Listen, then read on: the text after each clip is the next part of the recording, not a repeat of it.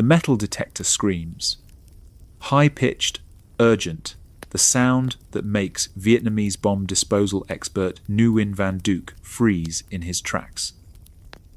Beneath his feet, buried in a farmer's field outside Dong Hoi, lies a cluster bomblet, about 3 inches across, packed with a cyclotol explosive charge, still deadly after 53 years underground. This is Vietnam in 2025. The war ended in 1975, but the killing never stopped. Unexploded ordnance continues to claim victims regularly. Farmers ploughing fields, children playing in schoolyards, construction workers breaking ground. The numbers are staggering. During the 1960s and early 70s, American and Allied forces expended massive tonnages of munitions across Indochina. Estimates suggest roughly 10% of some weapons failed to detonate on impact. Vietnamese authorities estimate hundreds of thousands of tons of unexploded ordnance remain scattered across the landscape. Decades of death still waiting underground. But the deadliest secrets aren't just buried bombs. They're buried stories. Stories of an underground war so vast, so ingenious, that it changed military history forever.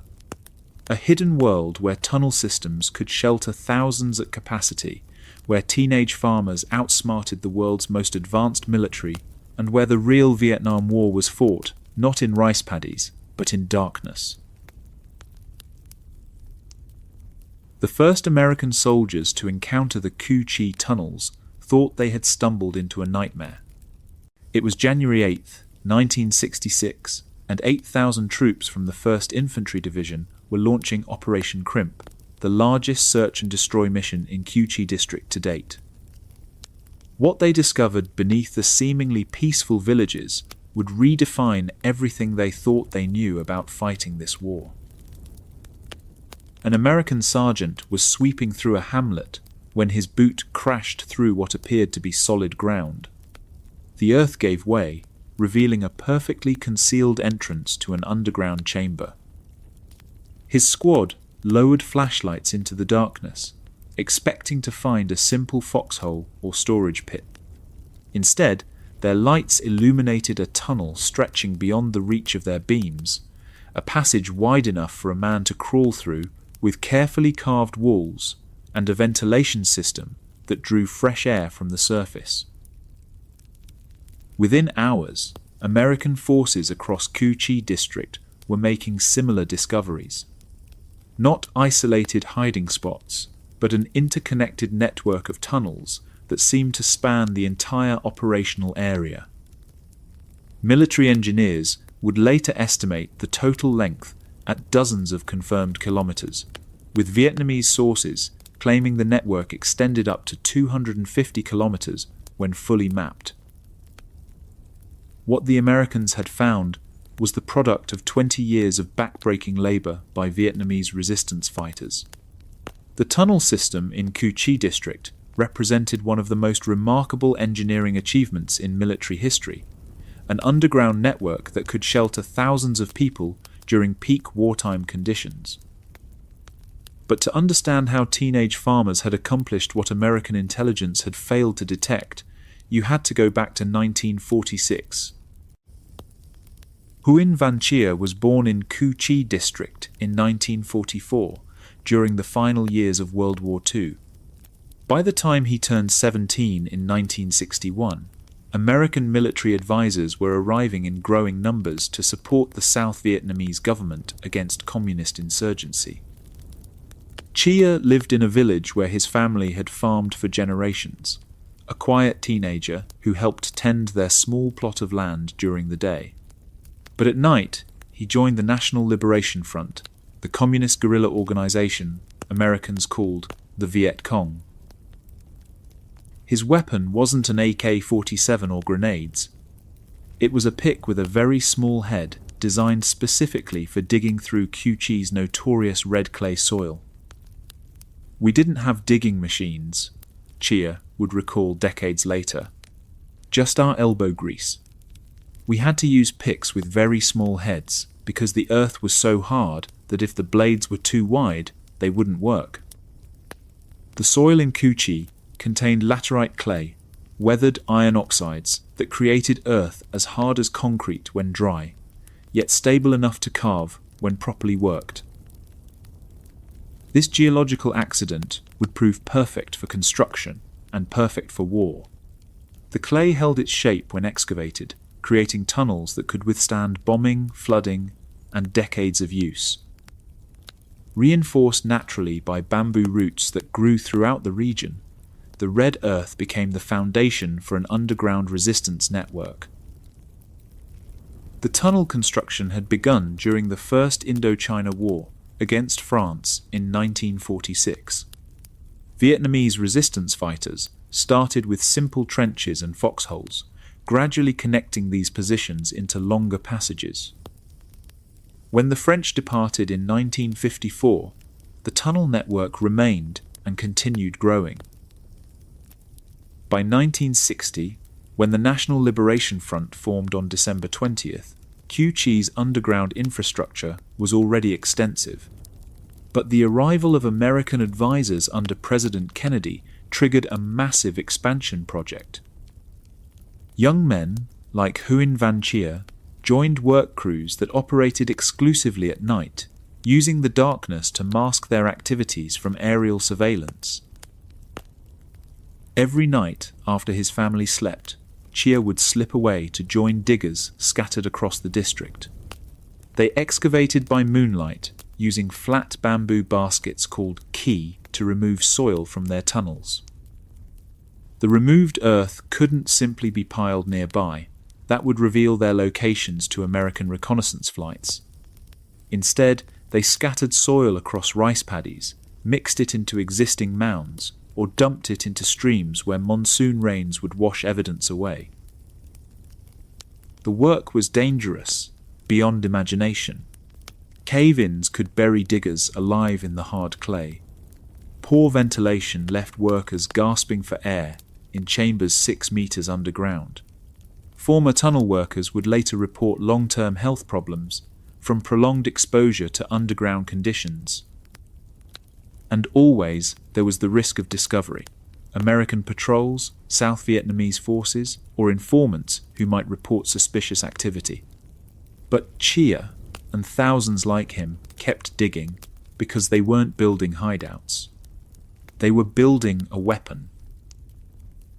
The completed tunnel network that American forces discovered during Operation Crimp was an engineering marvel that defied conventional military thinking. The system typically featured 3 main levels, though some sections extended deeper. The first level, just below the surface, housed booby traps and spider holes, concealed firing positions where a single sniper could emerge, shoot, and vanish within seconds. American soldiers walking overhead had no idea that enemy fighters lay just feet beneath their boots, watching through carefully camouflaged observation posts. The second level, 4 meters underground, contained the command infrastructure where Viet Cong officers planned operations and coordinated with resistance cells throughout the region. Meeting rooms carved from red clay hosted strategy sessions that would influence the course of the war. Communications equipment, carefully waterproofed and hidden, maintained contact with higher-level command structures and, ultimately, with Hanoi through a network of couriers and regional commanders. 6 meters down lay the heart of underground life in Cu-Chi. This level protected the most vulnerable members of the resistance community: children, elderly residents, wounded fighters, and pregnant women. Operating theaters allowed communist medics to perform surgery by candlelight, while American helicopters thundered overhead. Stockpiles of weapons, ammunition, food, and medical supplies filled carefully excavated storage chambers. Workshops produced everything from sandals cut from tire rubber to improvised explosive devices crafted from unexploded American ordnance. The deepest sections, extending 12 meters underground near the water table, served as emergency refuges during intense bombardment. These chambers included fresh water wells, ensuring survival during extended periods when surface access became impossible. However, the tunnels still required regular supply runs from above-ground villages and external support networks. Complete self-sufficiency underground was impossible for extended periods. Ventilation proved crucial to the system's success and survival. Vietnamese engineers designed an intricate network of air shafts that drew fresh air from multiple surface points while dispersing cooking, smoke, and human exhalation across wide areas. Many shafts terminated inside fake termite mounds or were concealed within existing vegetation, making detection nearly impossible from aerial reconnaissance. The system was so effective that thousands of people could live underground during bombardments and military operations without being discovered by overhead surveillance or ground patrols. Daily life in the tunnels developed its own complex rhythm and social structure. Families established routines around safety cycles, work during secure periods, rest during bombardments, communal meals in shared spaces. Children attended underground schools where teachers used clay tablets and improvised materials to continue education despite the war raging above. Couples married in tunnel ceremonies, their vows witnessed by fellow resistance fighters and blessed by communist political officers. Babies were born in underground chambers, their first breaths drawn in the artificial twilight of oil lamp illumination. The psychological impact on American forces during Operation Crimp was immediate and devastating. Soldiers reported feeling constantly watched, never knowing if enemy fighters lurked just beneath their feet. Fire-based security became a nightmare when traditional perimeter defense meant nothing. Attackers could emerge from underground anywhere within the defensive zone, strike quickly, and vanish back into the earth before effective response was possible. Military assessments from Operation Crimp reveal American confusion and growing concern about the scope of what they had discovered. MACV records acknowledged the tunnels were extensive, complex, and presented a continuing operational problem that traditional tactics couldn't address. Previous intelligence estimates had vastly underestimated both the scale of Vietnamese resistance infrastructure and the depth of popular support for the communist cause. What those intelligence officers couldn't fully comprehend was that they weren't fighting a conventional guerrilla force hiding in scattered bunkers. They had encountered a sophisticated underground infrastructure with hospitals, schools, workshops, and living quarters that had been developing for 20 years. The Cu Chi tunnels represented more than military engineering. They embodied Vietnamese determination to resist foreign occupation regardless of personal cost. The tunnels connected villages across the district, creating a subterranean transportation system that enabled rapid troop movement, supply distribution within the local area, and secure communication. A fighter could travel from one end of Cu Chi to the other without ever appearing on the surface, completely bypassing American checkpoints, patrols, and surveillance systems. Weapons and supplies were moved through the tunnels within the district and toward Saigon, though longer-distance supply lines still relied on the Ho Chi Minh Trail and other established routes. The scope of construction was staggering when American forces began mapping the network. Thousands of tons of earth had been excavated and dispersed without detection over 2 decades. Miles of confirmed tunnels had been carved, reinforced, and camouflaged by hand. An entire military and civilian infrastructure had been established beneath what American intelligence maps showed as lightly populated agricultural land. For Huyen Van Chia, the tunnels became home, fortress, and symbol of hope during the most dangerous years of his youth. He lived in those red clay chambers for extended periods, emerging only for combat operations or crucial supply missions. His teenage years passed in artificial twilight, lit by candles and oil lamps, surrounded by the constant awareness that death waited just meters above his head. The human cost of tunnel construction and maintenance was enormous, but largely hidden from historical records. Cave-ins killed or injured unknown numbers of diggers. Constant stress from underground living created psychological trauma that families rarely discussed publicly. But the strategic advantage gained made these sacrifices worthwhile in the minds of resistance leaders who saw the tunnels as essential to Vietnamese independence. Life underground was harsh and demanding. Families crowded into small chambers, barely large enough for sleeping. Fresh air was limited despite ventilation systems.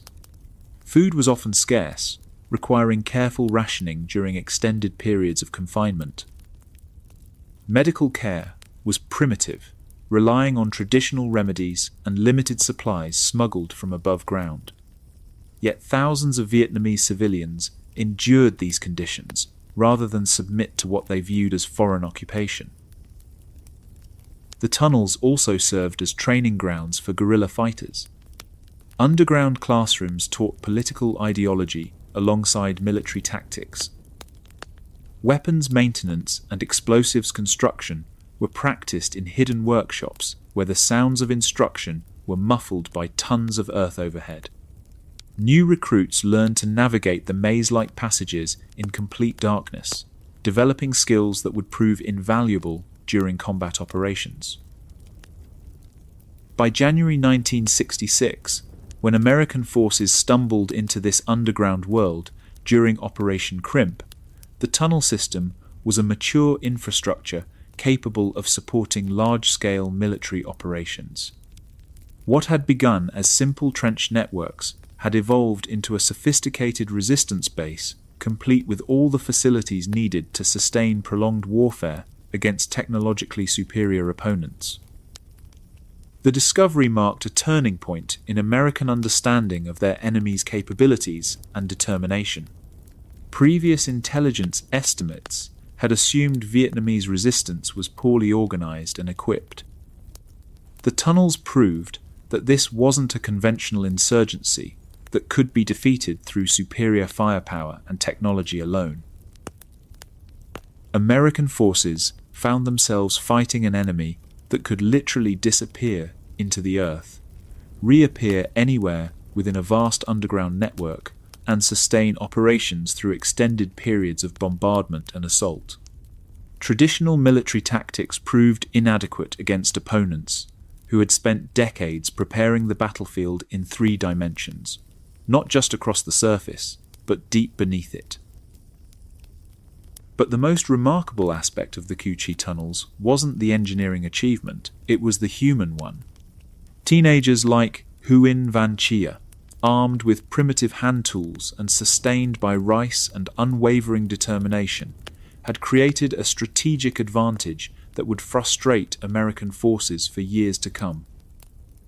They had accomplished what the world's most advanced military couldn't detect, couldn't prevent, and would struggle desperately to destroy. How did teenage farmers outsmart the world's most advanced military? You're absolutely right. I fell into repetitive phrasing and explicitly stated concepts instead of showing them through the narrative. Let me revise the section to eliminate those patterns and show the effects naturally through the story.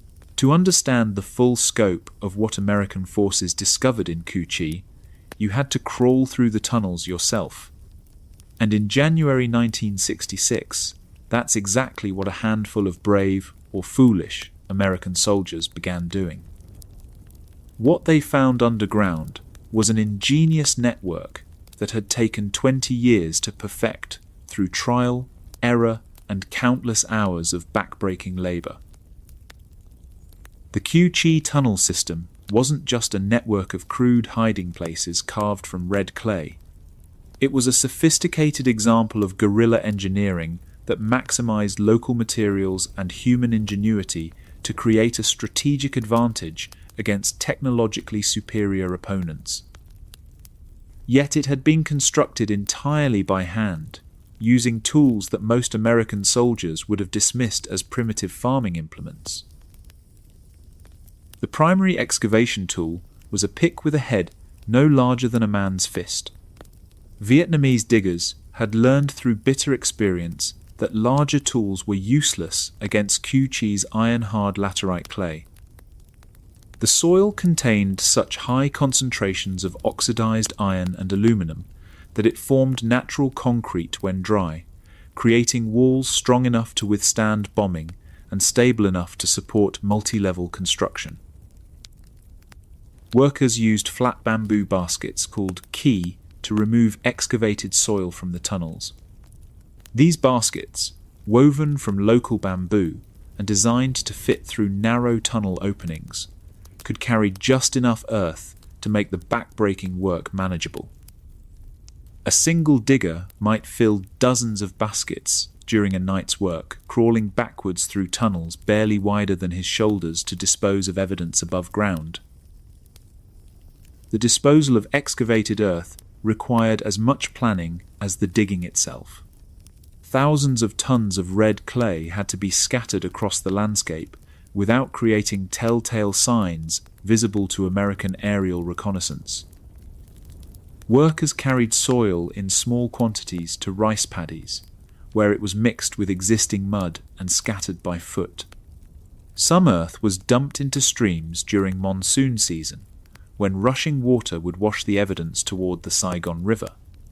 Other loads were hidden beneath existing vegetation or mixed into agricultural compost piles that appeared normal from overhead surveillance. The tunnel architecture that emerged from this painstaking process was remarkably well planned for its circumstances. Most sections featured 3 distinct levels, each serving specific military and civilian functions that maximized the system's effectiveness while minimizing vulnerability to enemy attack. The depth and complexity varied by location, depending on soil conditions, water table levels, and strategic requirements. The first level, typically 2 to 3 meters below ground surface, housed the tunnel system's most immediate tactical elements. This shallow depth allowed rapid access to and from the surface, making it perfect for what Vietnamese fighters called spider holes, concealed firing positions that could accommodate a single sniper. American patrols would pass directly overhead, unaware that enemy fighters lay just beneath their boots with weapons trained upward through carefully camouflaged openings. The first level also contained defensive obstacles designed to kill or maim intruders who discovered tunnel entrances. Punji stakes, made from sharpened bamboo, were positioned to impale anyone crawling through narrow passages. Camouflaged pit traps could be triggered by unwary movement, dropping intruders onto arrays of poisoned spikes. Some traps featured swinging bamboo spears that activated when tripwires were disturbed. These devices were designed to wound rather than kill, knowing that injured soldiers would require evacuation and medical care, removing multiple enemies from combat while spreading fear among their comrades. 4 meters below ground lay the second level, the command and administrative center of the underground resistance. This depth provided protection from all but the heaviest bombs while remaining accessible for daily military operations. Meeting rooms carved from solid clay hosted planning sessions, where Viet Cong officers coordinated attacks across the district and received orders from regional commanders. The second level contained message centers that processed intelligence reports from agents throughout the region. Couriers carried information between tunnel networks and higher command structures, maintaining communication through a network of human messengers rather than electronic equipment that could be intercepted or jammed. These courier networks were essential for coordinating operations across wide areas while maintaining security against American intelligence efforts. Weapons maintenance and ammunition storage occurred on the second level in specially ventilated chambers. Skilled craftsmen converted unexploded American ordnance into improvised explosive devices, turning the enemy's firepower against itself. Workshops manufactured basic military supplies, rifle ammunition, grenades, medical equipment, using recycled materials and smuggled components. However, major weapons production typically occurred in specially built surface workshops or caves that provided better ventilation and fire safety than narrow underground passages.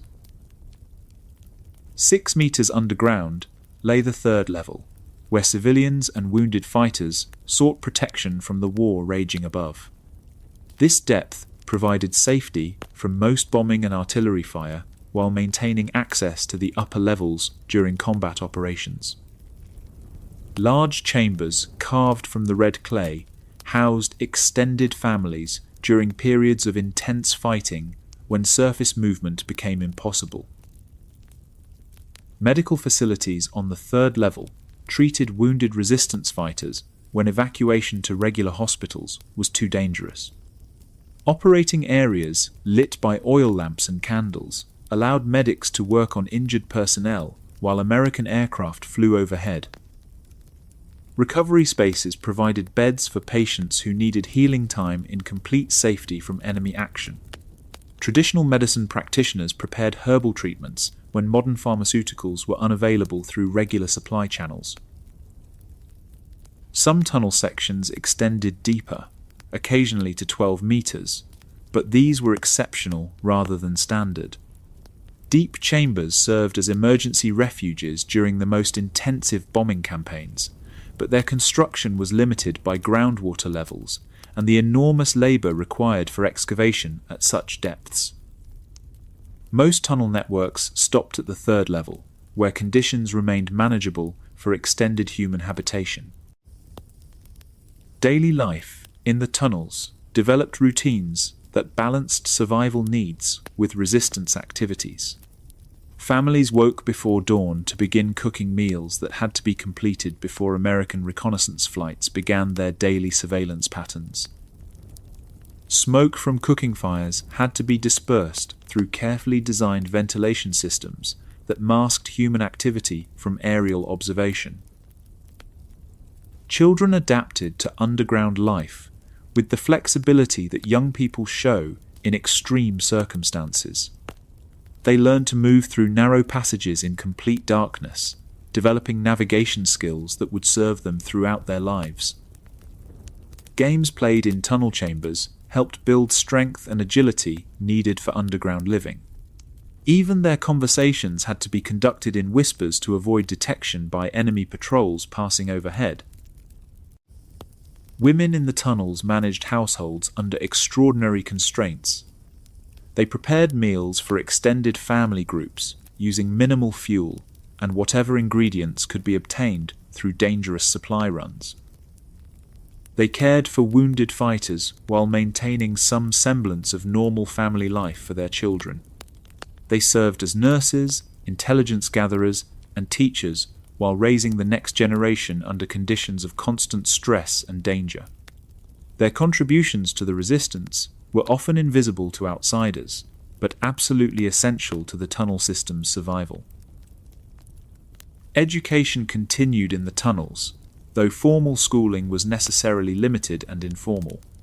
Children received basic literacy instruction using improvised materials, pieces of charcoal for writing, scraps of paper, or bark when available.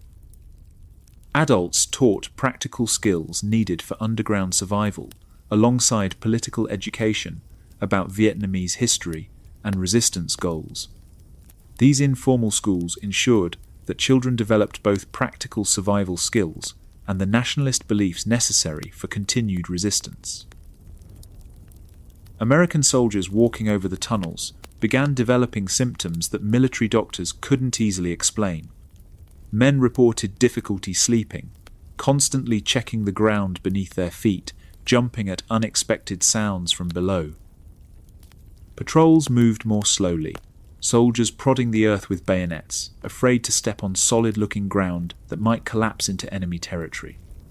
The simple act of walking through Cu Chi district became an exercise in paranoia and fear. Fire-based construction became increasingly difficult, as engineers discovered that defensive perimeters meant nothing when enemies could emerge from anywhere underground. Soldiers on guard duty reported hearing voices speaking Vietnamese beneath their feet, though investigations revealed nothing. The traditional military concept of controlling territory broke down when that territory existed in 3 dimensions: surface, air, and underground. The tunnel system connected to the broader logistics network that sustained communist forces throughout South Vietnam. The Ho Chi Minh Trail, the legendary supply route running from North Vietnam through Laos and Cambodia, terminated in networks like Cu Chi that distributed weapons, ammunition, and personnel to resistance cells near major cities. Estimates suggest that between 60,000 and 100,000 people worked to maintain the trail's operations at its peak, including truck drivers, engineers, anti-aircraft gunners, and medical personnel. Supplies moving down the Ho Chi Minh Trail would arrive at jungle distribution points, then be transferred to bicycles and handcarts for the final journey through tunnel networks to their ultimate destinations. A single bicycle, modified with bamboo frames and extra wheels, could carry up to 200 kilograms of supplies through jungle paths too narrow for vehicles. These loads would disappear into tunnel entrances and emerge days later in the hands of fighters operating near Saigon and other strategic targets. The tunnel networks also served as training grounds for guerrilla fighters recruited from local villages. Underground chambers provided secure locations for military instruction away from American surveillance and attack. New recruits learned to navigate the maze-like passages in complete darkness, developing skills that would prove invaluable during combat operations. Political education accompanied military training, ensuring that fighters understood the ideological goals they were fighting to achieve. Weapons training occurred in specially designated areas that provided adequate ventilation and sound dampening. Recruits learned to maintain and operate captured American weapons alongside Soviet and Chinese equipment supplied through the Ho Chi Minh Trail. Explosives training taught fighters how to construct booby traps and demolition charges using locally available materials. Combat tactics emphasized stealth, surprise, and rapid withdrawal, techniques perfectly suited to the tunnel environment and guerrilla warfare generally. Marriage ceremonies in the tunnels became powerful symbols of hope during the war's darkest periods. Couples exchanged vows in chambers lit by candles, witnessed by fellow resistance fighters who served as surrogate family members. Wedding celebrations consisted of whatever food could be spared from limited supplies, but these events provided emotional relief from the constant stress of underground living. Some ceremonies included traditional music played softly to avoid detection, creating moments of beauty in the midst of brutal warfare. Children born in the tunnels became symbols of Vietnamese determination to continue their struggle despite overwhelming odds. These babies took their first breaths in artificial twilight, surrounded by the distant sounds of bombing and the whispered conversations of fighters planning their next operations. Mothers gave birth with assistance from traditional midwives who had adapted ancient practices to underground conditions. Birth announcements were celebrated quietly, with small gifts crafted from whatever materials could be found or repurposed. The tunnel preservation efforts that began decades after the war ended faced significant challenges in maintaining structural integrity while providing public access. Many original passages had collapsed or filled with water during the intervening years. Restoration work required careful archaeological documentation to ensure that modifications for tourist safety didn't compromise historical accuracy. Engineers widened selected passages significantly to accommodate Western visitors while preserving unmodified sections that demonstrate original conditions. Today, preserved tunnels display authentic artifacts alongside reconstructed examples of daily life underground. Visitors examine primitive excavation tools, weapons maintained in underground workshops, and personal belongings of families who lived beneath the earth during the conflict. Mannequins dressed in period clothing demonstrate activities like cooking, weapon maintenance, and medical care as they occurred during wartime conditions. Interactive displays allow visitors to experience the claustrophobic reality of underground movement through original-sized passages. Modern guides include veterans of the resistance and their descendants, providing personal accounts that transform tourist curiosity into genuine appreciation for wartime sacrifices. Their stories reveal the human cost of the engineering achievement visitors are exploring. These narratives explain how ordinary Vietnamese families chose resistance over submission, enduring years of underground hardship to maintain their independence struggle. International visitors leave with profound respect for Vietnamese resilience and creativity under extreme adversity. Archaeological work continues uncovering new tunnel sections using ground-penetrating radar and other modern detection techniques. Researchers map passages that were sealed or forgotten after the war ended, adding details about how this underground society functioned during the conflict's most intense periods. Each discovery reveals additional evidence of the remarkable organization and planning required to create and maintain this subterranean world. Some newly discovered sections contain artifacts that provide insights into daily life, military operations, and survival strategies used by tunnel residents. By early 1966, American military leaders realized they were facing an enemy unlike any they had encountered in previous conflicts. The Vietnamese had created underground infrastructure that could sustain prolonged resistance against vastly superior conventional forces. Traditional military tactics were proving inadequate against opponents who could disappear into the earth and emerge anywhere within an extensive subterranean network.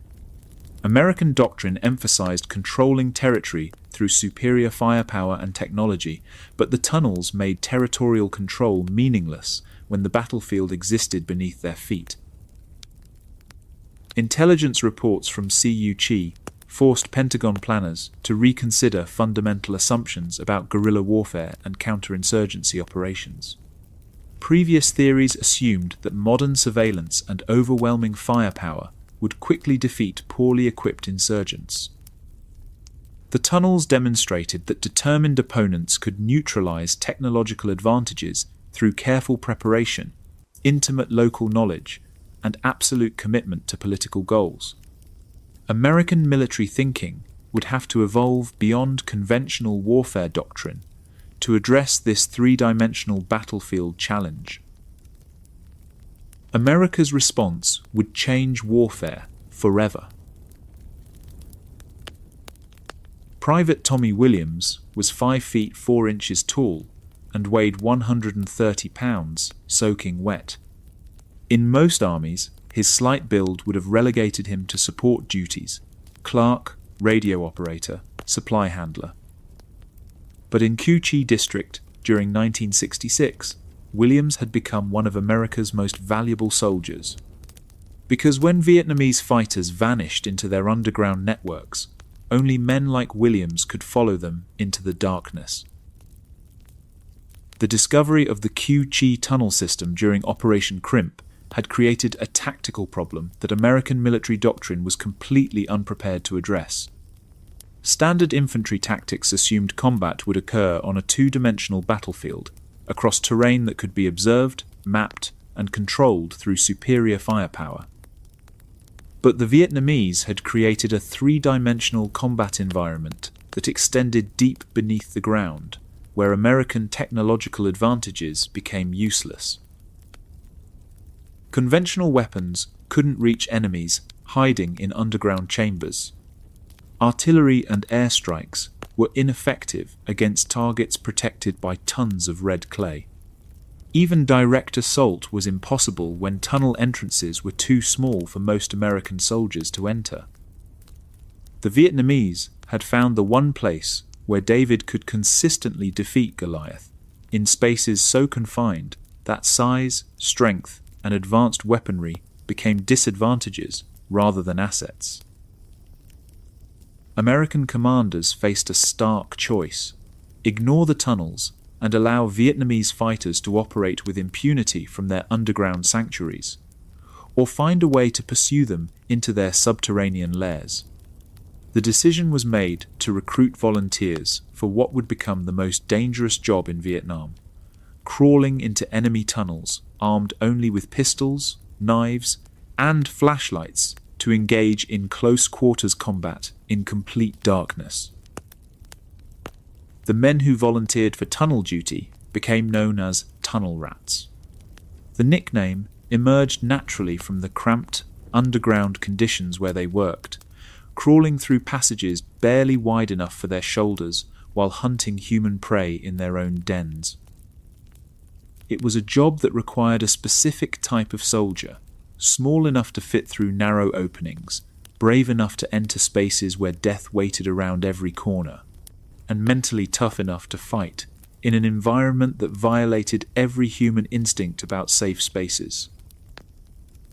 Physical requirements for tunnel rats varied by unit and tunnel complex, but smaller stature was universally preferred. Many tunnel networks contained passages so narrow that larger soldiers simply couldn't navigate them effectively. Weight restrictions eliminated soldiers who might get stuck in tight spaces where retreat could become impossible. But the most important qualification wasn't physical, it was mental. Volunteers had to overcome claustrophobia, fear of darkness, and the natural human reluctance to enter confined spaces where enemies waited in ambush. Standard military equipment proved problematic in tunnel environments. M16 rifles were too long for the narrowest passages and created significant tactical disadvantages in close-quarters fighting. High-velocity rounds risked dangerous overpenetration through tunnel walls and ricochet in confined spaces that could injure the shooter as easily as the target. Instead, tunnel rats carried 45 caliber pistols, 38 caliber revolvers, combat knives, and military-issue flashlights that provided illumination while keeping one hand free for weapons or navigation. The flashlight became both essential tool and deadly liability in underground combat. Tunnel rats needed light to navigate maze-like passages, identify booby traps, and locate enemy positions. But the beam also announced their presence to Vietnamese fighters who knew every inch of their underground territory and could move through familiar tunnels in complete darkness. Many tunnel rats learned to use their lights sparingly, brief flashes to check directions or identify obstacles, then darkness again to avoid becoming easy targets. Vietnamese tunnel fighters developed sophisticated counter-tactics specifically designed to kill or capture American intruders. They created false tunnel floors that would collapse under the weight of an unwary soldier, dropping him into spike-filled pits below. Hidden chambers adjacent to main passages allowed defenders to attack from unexpected angles. A tunnel rat might pass a concealed opening only to have an enemy fighter emerge behind him with a knife or pistol. Sound became crucial in underground combat. Tunnel rats learned to move silently, avoiding loose stones or debris that might alert enemies to their presence. They developed techniques for controlled breathing that minimized noise while preventing hyperventilation in the poor air of deeper tunnel levels. Vietnamese fighters used acoustic tricks to confuse invaders, creating false echoes, making sounds from decoy positions, or remaining completely silent until American soldiers passed within striking distance. The confined spaces created unique forms of booby traps that were impossible in surface combat. Vietnamese engineers rigged explosive devices to tunnel ceiling supports. When triggered, they would simultaneously kill the intruder and collapse the passage to prevent further penetration. In some tunnel complexes, defenders employed gas traps that released toxic fumes in confined spaces where victims couldn't escape to fresh air, though these sophisticated devices were not common across all tunnel networks. Some tunnels contained flooding mechanisms that could fill passages with water, though such engineering was limited to specific locations with appropriate water sources and drainage. Punji stakes remained the most common tunnel trap, sharpened bamboo spears positioned to impale crawling soldiers. These stakes were often coated with human waste or other contaminants to ensure that even non-fatal wounds would become infected. Tunnel rats learned to probe ahead constantly with knives or bayonets, feeling for hidden spikes that could kill or maim them with a single wrong movement. The constant vigilance required made tunnel movement exhaustingly slow and mentally draining. Vietnamese tunnel defenders also employed psychological tactics designed to break the will of American intruders. They left disturbing displays near tunnel entrances, damaged equipment, blood-stained clothing, or worse, to intimidate new arrivals. Strange sounds echoed through tunnel networks, whispers in Vietnamese, mechanical noises that could be weapons being prepared or traps being set. The uncertainty of what waited in the next chamber created constant stress that wore down even the bravest soldiers. Communication between tunnel rats and their surface support teams presented enormous challenges. Radio signals couldn't penetrate the earth effectively, leaving underground soldiers essentially cut off from backup or medical support. Some units developed telephone line systems, thin wires that could be strung through tunnel passages to maintain contact with the surface. But these lines were easily cut by enemy fighters or damaged by explosions, often leaving tunnel rats alone in hostile underground territory with no means of calling for help. The work took its toll on every man who descended into the tunnels. Soldiers who had been fearless in surface combat found themselves shaking with terror at tunnel entrances. Some developed severe claustrophobia that ended their underground careers after just a few missions. Others became obsessed with tunnel fighting, volunteers who sought out the most dangerous assignments and seemed addicted to the unique terror and adrenaline rush of subterranean warfare. Sleep became elusive for many tunnel rats. They reported nightmares about being trapped underground, buried alive, or attacked by invisible enemies in confined spaces. Some developed insomnia, afraid to close their eyes because darkness reminded them of tunnel conditions where death could strike without warning. Military medical personnel had no experience treating combat stress related to underground warfare. The tunnel rats were pioneering not only new combat techniques, but new forms of war trauma. Success in tunnel fighting required developing heightened senses that most soldiers had never needed to cultivate. Tunnel rats learned to smell the difference between stale air in abandoned passages and the faint odors left by recently occupied spaces. They developed acute hearing that could detect the subtle sounds of human breathing or movement through tunnel walls. Touch became crucial for navigation in darkness.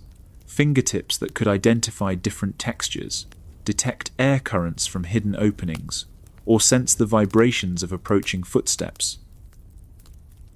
The Vietnamese tunnel fighters proved to be skilled underground combatants who used their intimate knowledge of the tunnel systems to devastating advantage.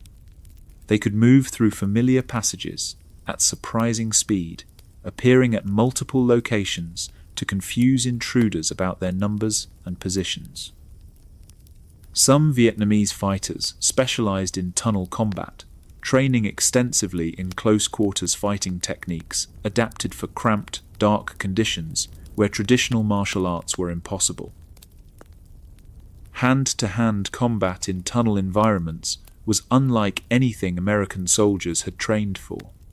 Passages too narrow for normal fighting stances required new techniques using knives, pistols, and improvised weapons in spaces where a few inches of height difference could determine life or death. Grappling became deadly when falling meant landing on pungy stakes or dropping into hidden pits. Some fights occurred in complete darkness, opponents identifying each other only through touch and sound while struggling to kill or be killed in silence. Vietnamese tunnel defenders created tactics that turned the underground environment into a weapon itself. They designed maze-like passage systems to confuse intruders and force them into predetermined killing zones. False tunnels led nowhere, wasting American time and energy while exposing soldiers to ambush when they attempted to retreat. Connected chambers allowed defenders to attack from multiple directions simultaneously, overwhelming isolated American soldiers through superior numbers and coordination. The cat-and-mouse nature of tunnel warfare created a unique form of combat where hunters could instantly become prey. A tunnel rat pursuing enemy fighters through underground passages might suddenly find himself surrounded when Vietnamese soldiers emerged from concealed positions behind and ahead of him. Escape routes that appeared secure could be blocked by hidden defenders, trapping American soldiers in hostile territory with limited ammunition and no backup. Some tunnel engagements lasted for hours as opponents played deadly games of hide-and-seek in underground mazes. American soldiers would clear a section of tunnel only to have Vietnamese fighters reappear behind them through secret passages they hadn't discovered. The strain of never knowing whether an area was truly secure wore down even experienced combat veterans. Every shadow could hide an enemy. Every sound could signal an attack. Every step forward could trigger a fatal trap. Equipment failures in tunnel environments often proved fatal. Flashlights with dead batteries left soldiers blind in hostile territory, where enemies possessed superior knowledge of underground terrain developed through years of tunnel living. Jammed pistols became useless in spaces too cramped for clearing malfunctions, forcing soldiers to rely on knives or bare hands against armed opponents.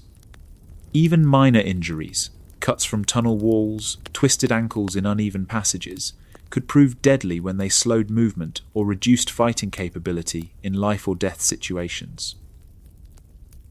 The tunnel rats developed their own informal traditions and superstitions related to underground warfare.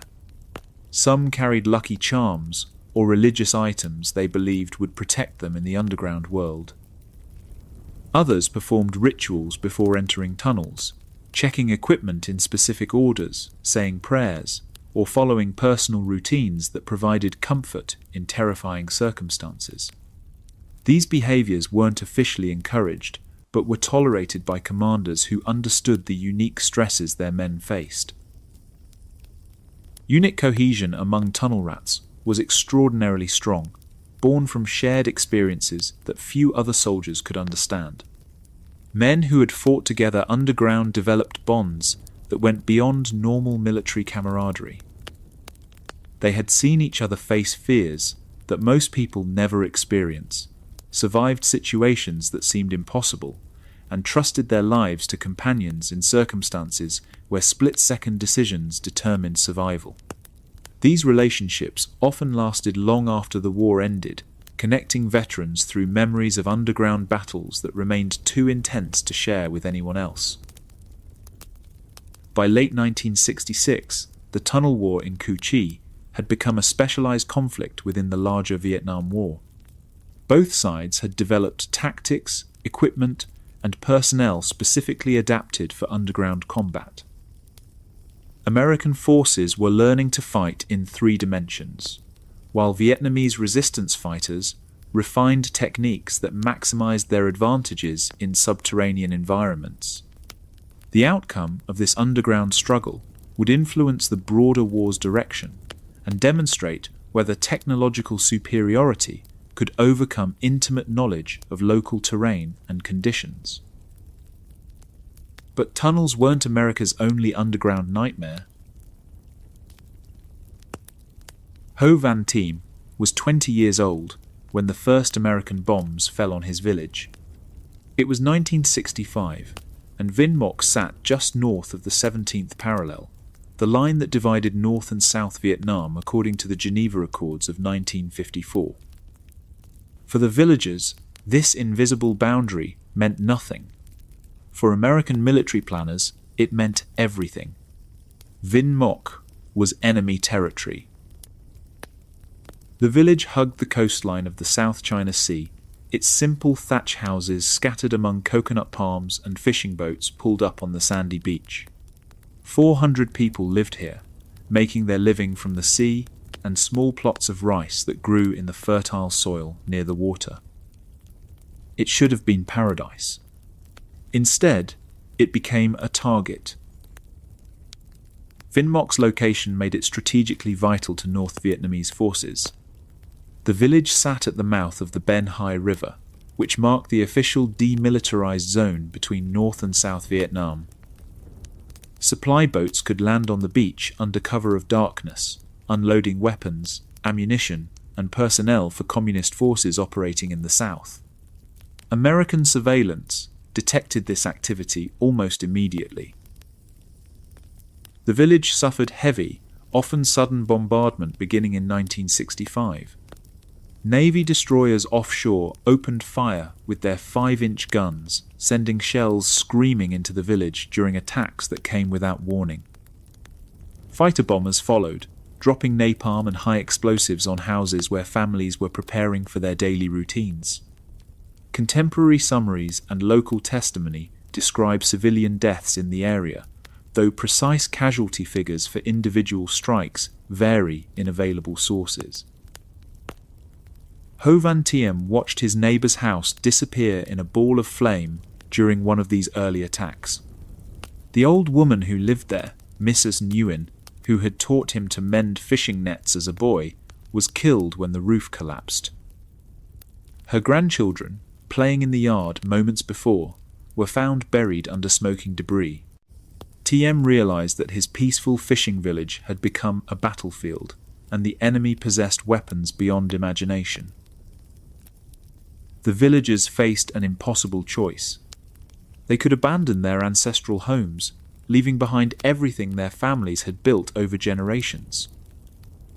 They could stay and risk death from American bombardment that would only intensify as the war escalated. Or they could find a way to survive that no village in human history had ever attempted. The first shelters were simple affairs, A-shaped trenches covered with logs and sandbags that could protect a family during bombing attacks.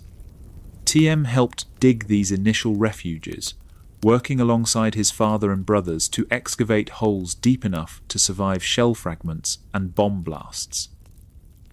The shelters could withstand direct hits from naval gunfire and protected villagers during the daily bombing runs that American forces began conducting with clockwork regularity. But the A-shaped shelters had limitations. They were scattered across the village, making communication impossible during attacks. Families were isolated from each other, unable to share resources or coordinate survival efforts. Medical care was impossible when wounded villagers were trapped in separate shelters with no way to reach help. Most importantly, the shelters offered no protection against prolonged bombardment campaigns that could last for days or weeks. Village elders made a decision that seemed insane to outside observers. Rather than flee or surrender, Vinh Moc would disappear. The entire village, men, women, children, elderly, sick, and healthy, would move underground and continue living beneath the earth until the war ended. They would excavate a tunnel system extensive enough to house the entire population while maintaining access to the sea for fishing and supply operations. Construction began in early 1966, just months after the bombing intensified. Unlike the sophisticated engineering at Cu Chi, Vinh Moc's tunnels were built by people with no military training or advanced planning. They were fishermen, farmers, and shopkeepers who learned excavation techniques through trial and error while American shells exploded overhead. Their tools were simple: shovels, baskets, and determination that bordered on desperation. The local geology presented unique challenges that differed significantly from other tunnel sites. The tunnels were dug into locally available strata that varied across the site. Some areas featured limestone and red basalt that provided stability, while other sections required working through different soil compositions. Diggers had to work carefully to avoid cave-ins that could bury workers alive, while also ensuring that tunnel walls remained strong enough to support the weight of buildings and bomb explosions above. The proximity to the ocean meant that tunnels had to be sealed against water infiltration while maintaining adequate ventilation for human habitation. The tunnel network that emerged over 18 months of construction was remarkable in its scope and ambition. 2 kilometers of passages connected the village center to the beach, allowing villagers to move between their underground homes and the fishing boats that remained essential to their survival. The main tunnel ran parallel to the coastline, with dozens of smaller passages branching off to create living spaces, storage areas, and emergency exits. Multiple levels provided different functions and varying degrees of protection. The uppermost tunnels, relatively shallow, housed kitchens and daily living areas that could be quickly accessed during brief lulls in bombing. Intermediate levels contained bedrooms and family living spaces where villagers spent most of their underground existence. The deepest sections, which some accounts describe as extending over a dozen meters below ground, served as emergency shelter during the most intensive bombing campaigns and housed the village's most precious resources. Ventilation was crucial to the tunnel system's success. Ocean winds entering at the beach could be channeled through the tunnel network and exhausted at various points inland, creating air circulation that made long-term underground living possible. The natural airflow was enhanced by carefully positioned ventilation shafts that were camouflaged to look like natural features or concealed within existing vegetation. Without this airflow system, the tunnels would have become death traps where hundreds of people would suffocate in their underground refuge. Daily life in the Vinh Moc tunnels developed routines that balanced survival needs with maintaining some semblance of normal village life. Families woke before dawn to prepare meals in underground kitchens equipped with clay stoves, whose smoke was dispersed through elaborate ventilation systems. Children attended informal schools in tunnel chambers lit by oil lamps, learning basic literacy and mathematics from adults who had received education before the war. Evening gatherings featured storytelling, traditional songs sung softly to avoid detection, and planning sessions where villagers discussed fishing schedules, food distribution, and tunnel maintenance. Residents described significant strain from prolonged underground living. Families who had lived their entire lives under open skies found themselves confined to spaces barely taller than a person, with no natural light and limited fresh air. Children adapted to tunnel life, but experienced hardships that oral histories note shaped their childhoods in profound ways. Adults struggled with sleep disruption and anxiety as months turned into years, with no end to their underground exile in sight. Yet the village maintained remarkable cohesion and mutual support throughout their subterranean ordeal. Families shared food when individual supplies ran low, ensuring that no one starved even during the most difficult periods. Elderly villagers contributed their knowledge and experience to collective decision-making, while younger adults took on the most dangerous tasks, like maintaining tunnel entrances and conducting surface reconnaissance. Children were cherished and protected by the entire community, with multiple families taking responsibility for their education, safety, and emotional well-being. The tunnel system included complete underground infrastructure that replicated essential village functions. A well-provided fresh water, even when surface sources were contaminated by bombing or chemical weapons. Storage chambers held rice, dried fish, and preserved vegetables sufficient to feed the entire population for extended periods when fishing became impossible due to bombardment. Medical facilities treated injuries from tunnel collapses, respiratory problems from poor air quality, and various health issues that arose from the challenging living conditions. Births in the tunnels became powerful symbols of hope and determination. 17 babies were born in the Vin Mock tunnels between 1966 and 1972, their arrivals celebrated by the entire underground community despite the dire circumstances. Traditional birth attendants adapted their practices to underground conditions, using improvised medical supplies and sterilization techniques that prevented infection in the challenging environment. These children knew no other world than the tunnels for their first years of life, developing in artificial twilight with the constant sound of distant explosions as their lullabies. Ho Thi-Ju was one of those tunnel babies, born in 1967 when the bombing of Vin Mock was at its most intense. Her earliest memories were of oil lamps flickering on tunnel walls, the voices of adults speaking in hushed tones about surface conditions, and the trembling of the earth when American bombs exploded overhead. She learned to walk in passages barely wide enough for adult shoulders, and developed the ability to navigate the tunnel system in complete darkness through touch and sound alone. For Ju and the other tunnel children, underground life became their normal reality. They played games adapted for cramped spaces, learned to read using scraps of paper and makeshift writing materials, and developed social skills within a community where everyone knew everyone else intimately. Their playground was a network of tunnels where hide and seek took on survival significance, and where the slightest noise could endanger the entire village if it attracted enemy attention. Yet they remained children, finding joy and wonder even in the most constrained and dangerous circumstances imaginable. Education in the tunnels emphasized practical skills alongside traditional learning. Children learned to identify different types of aircraft by sound, distinguishing between American reconnaissance flights that required complete silence and combat aircraft that meant imminent bombardment.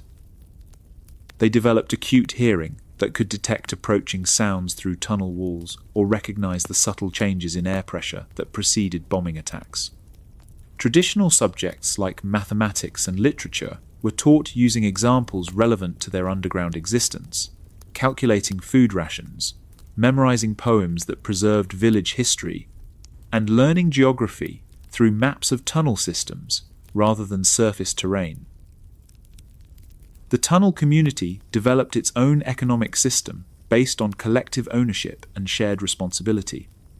Individual families maintained their own living spaces and personal belongings, but essential resources like food, fuel, and medical supplies were managed collectively to ensure equitable distribution. Work assignments were made based on individual abilities and community needs rather than traditional gender or age roles. Elderly men might care for young children, while women maintained ventilation systems and young adults conducted dangerous surface operations. Religious and cultural practices continued underground, adapted to the constraints of tunnel living. Buddhist ceremonies were conducted in whispered voices, with offerings of rice and incense that had to be carefully rationed. Ancestor veneration continued with makeshift altars constructed in tunnel chambers, maintaining spiritual connections that helped villagers endure their underground exile. Traditional festivals were celebrated quietly, with limited food and decorations, but full emotional investment from community members who desperately needed reasons for hope and celebration. The tunnels also served as a base for resistance activities against American and South Vietnamese forces. Village men participated in intelligence-gathering operations, reporting on enemy troop movements and naval activities observed from concealed positions along the coast. Supply operations continued, with boats landing on the beach under cover of darkness to deliver weapons and ammunition to communist forces operating throughout the DMZ region. The underground population provided logistical support for these operations while maintaining their primary focus on survival and community preservation. By 1968, the Vinh Moc tunnels had become a complete underground society with its own customs, leadership structure, and survival strategies refined through years of trial and error. The villagers had proven that civilian populations could resist even the most intensive bombing campaigns through collective effort, innovative engineering, and unwavering determination to preserve their community. Their success inspired other villages throughout North Vietnam to attempt similar underground survival projects, though few achieved Vinh Moc's remarkable longevity and cohesion. The outside world remained largely unaware of Vinh Moc's underground transformation. American intelligence reports noted the village's apparent abandonment, but failed to detect the extensive tunnel system or the hundreds of people living beneath the seemingly empty landscape. Surface reconnaissance revealed only bomb craters and destroyed buildings, with no signs of the thriving community that continued to exist just meters below ground level. This invisibility became the village's greatest asset, allowing them to survive and resist while remaining hidden from their enemies' most advanced surveillance technologies. The success of the tunnel system reduced civilian casualties significantly compared to villages that remained on the surface, though the broader Vinh Linh area continued to suffer from the intensive bombardment campaigns. The tunnels provided protection for those who sheltered within them, creating a sanctuary beneath the earth where normal life could continue despite the destruction raging above. This underground refuge would sustain the village through years of warfare that would see American forces deploy their most destructive weapons against North Vietnam. While families hid underground, America unleashed its deadliest weapon from above. Captain Alvin Young adjusted his flight controls as his C-123 aircraft approached the jungle canopy below. It was March 1962, and Young was piloting one of the first missions of Operation Ranch Hand, America's ambitious program to strip the Vietnamese countryside of vegetation that provided cover for communist forces. In the cargo bay behind him, pressurized tanks held over 3,000 gallons of herbicide mixture designated Agent Orange. Young had no idea he was carrying death that would claim victims for generations. The concept seemed brilliantly simple to Pentagon planners. Vietnamese guerrillas used dense jungle foliage to conceal their movements, supply routes, and base camps. If American forces could strip away that green cover, enemy fighters would be exposed to devastating air attacks and conventional military operations.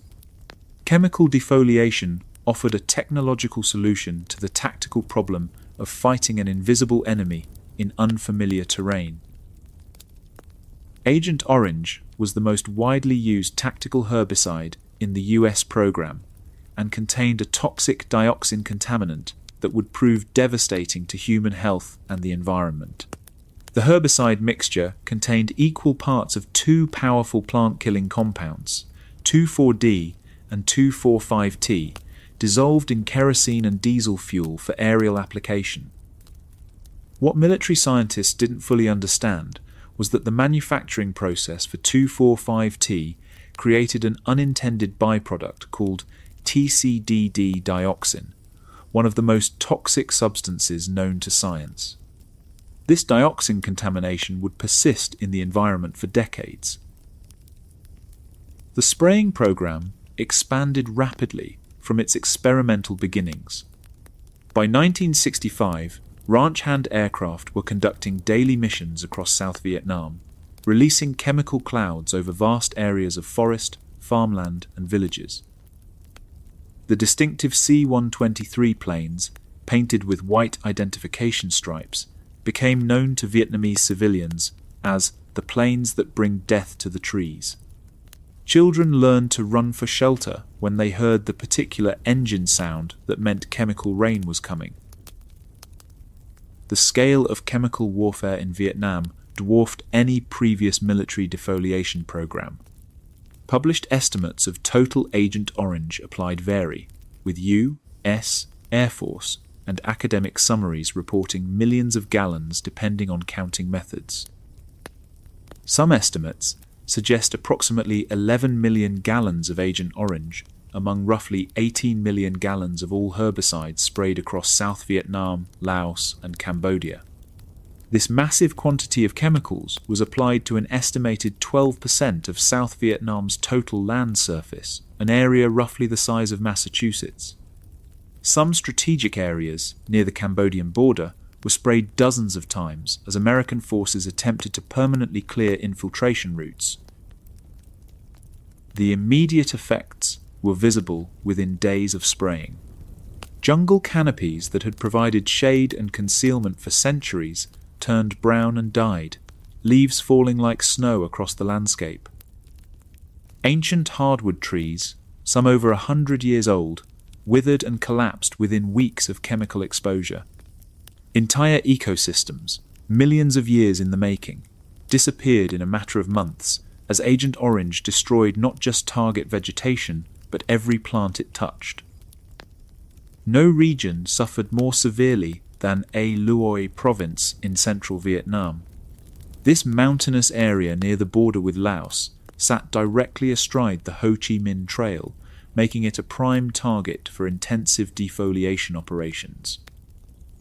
The A Luoi Valley is well documented as one of the most heavily sprayed areas, with local reports citing hundreds of individual spray missions over the course of the war.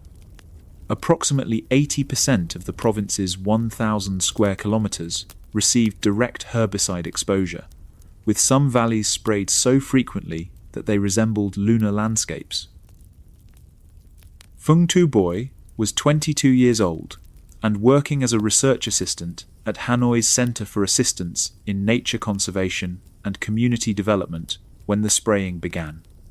A botany student specializing in forest ecology, Boy initially focused on documenting plant species diversity in Vietnam's highland forests. But as reports arrived of massive defoliation in the south, his research shifted to understanding the ecological catastrophe unfolding across his country. He would spend the next 60 years studying the environmental consequences of chemical warfare.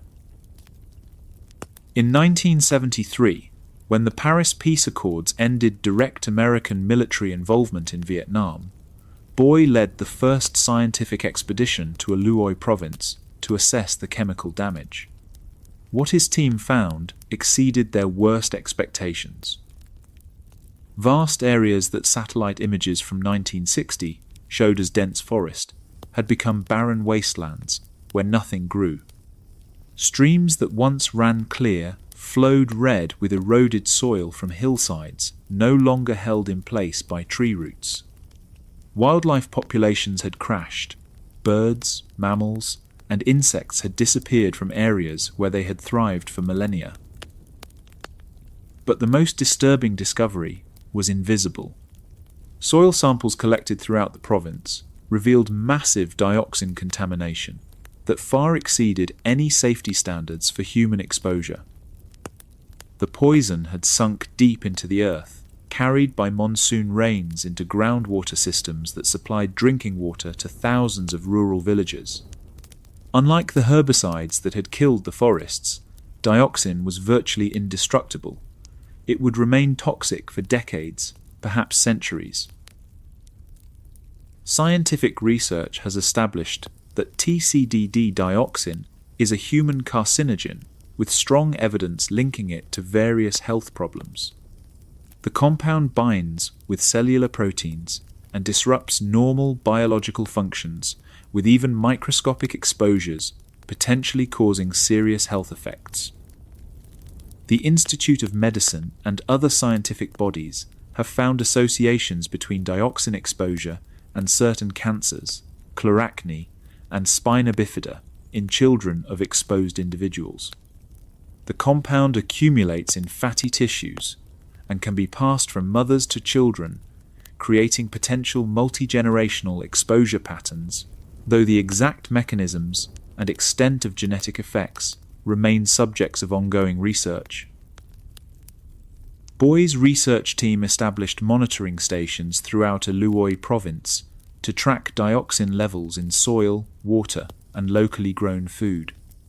Their findings painted a grim picture of long-term contamination that would affect human health for generations.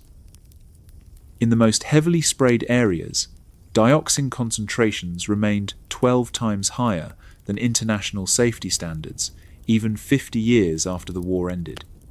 Some hotspots near former military bases showed contamination levels hundreds of times above acceptable limits. The human cost became apparent as Boy's team interviewed villagers who had lived through the spraying campaigns. Families reported clusters of birth defects that had been uncommon in their communities before the war. Children born with severe developmental problems, limb deformities, or internal organs that failed to develop properly. Cancer rates appeared elevated in areas where Agent Orange had been sprayed most heavily, affecting not just those directly exposed, but their children and grandchildren. Women experienced high rates of miscarriage and infant mortality that persisted decades after the chemical attacks ended. Dong Son village in A Luoy province became a symbol of Agent Orange's lasting impact. This small farming community was among the most heavily sprayed areas during the war, receiving massive chemical doses that American intelligence reports noted had completely defoliated the region by 1967. Local reports and journalistic accounts document exceptionally high disability and birth defect rates in the village, though exact statistical comparisons depend on baseline definitions and reporting methods. Multiple generations of families have been affected by health problems that residents and medical workers believe stem from dioxin exposure that began before many current villagers were born. Letihong was born in Dongsun in 1975, 3 years after the last Agent Orange mission flew over her village.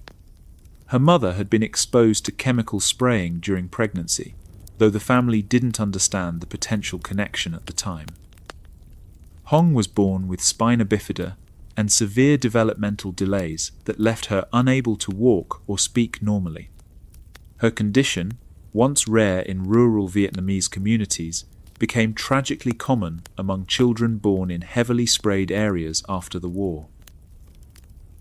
Hong's daughter, born in 1998, also suffered birth defects, despite being 2 generations removed from direct chemical exposure. The child was born with a cleft palate and heart abnormalities that required multiple surgeries the family could barely afford. Medical experts believe the health problems may be related to dioxin exposure passed down through Hong's family line, though the exact mechanisms of such inheritance remain subjects of scientific investigation. This pattern has been reported across thousands of families throughout the former combat zones. The ecological damage proved even more extensive than initial assessments suggested. Boy's long-term studies revealed that Agent Orange hadn't just killed existing vegetation, it had poisoned the soil itself, preventing natural forest regeneration for decades. Seeds that fell in contaminated areas failed to germinate, while seedlings that managed to sprout died within months from toxic exposure. Areas that should have recovered naturally within 10 to 15 years, remained barren wastelands 40 years after the war ended. Animal populations suffered catastrophic declines that cascaded through entire ecosystems. Large mammals like tigers, elephants, and bears disappeared from formerly pristine habitats, driven away by the destruction of their food sources and potentially poisoned by contaminated water supplies. Bird populations crashed as dioxin accumulated in insects they consumed, causing reproductive failures similar to those observed with DDT in other parts of the world. Fish populations in rivers and streams declined dramatically as chemical runoff poisoned aquatic environments. International recognition of Agent Orange's devastating effects came slowly and grudgingly. The United States government initially denied that herbicide spraying caused significant environmental damage or human health problems. Official statements claimed that Agent Orange was relatively non-toxic and that any health issues in Vietnam were caused by poor sanitation, malnutrition, or other factors unrelated to chemical exposure. It took decades of scientific research and pressure from veterans groups before American officials acknowledged connections between dioxin exposure and serious health problems. Cleanup efforts began in the early 2000s, but faced enormous technical and financial challenges. Dioxin contamination was so extensive that complete soil remediation would cost billions of dollars and take centuries to complete. Instead, Vietnamese scientists and international partners focused on the most severely contaminated areas, former military bases and storage facilities, where Agent Orange had been concentrated in massive quantities. These hotspots required specialized techniques like high-temperature soil treatment to break down dioxin molecules. Phung Tu Boy, now in his 80s, continues to lead reforestation efforts in A Luoi province. His team has identified tree species that can tolerate dioxin-contaminated soil and gradually reduce toxin levels through a process called phytoremediation. These hardy plants absorb dioxin through their root systems and break it down in their tissues, slowly cleansing the soil over many years. The process is painstakingly slow. It may take 50 to 100 years to reduce contamination to safe levels, even with active intervention. Modern environmental monitoring reveals that Agent Orange's impact extends far beyond the original spray zones. Dioxin has spread through river systems, contaminating rice paddies and fishing areas hundreds of kilometers from the original spraying sites. Monsoon rains continue to wash poison from highland areas into lowland agricultural regions, expanding the zone of contamination with each passing year. Climate change may accelerate this process as more intense storms increase soil erosion and chemical transport.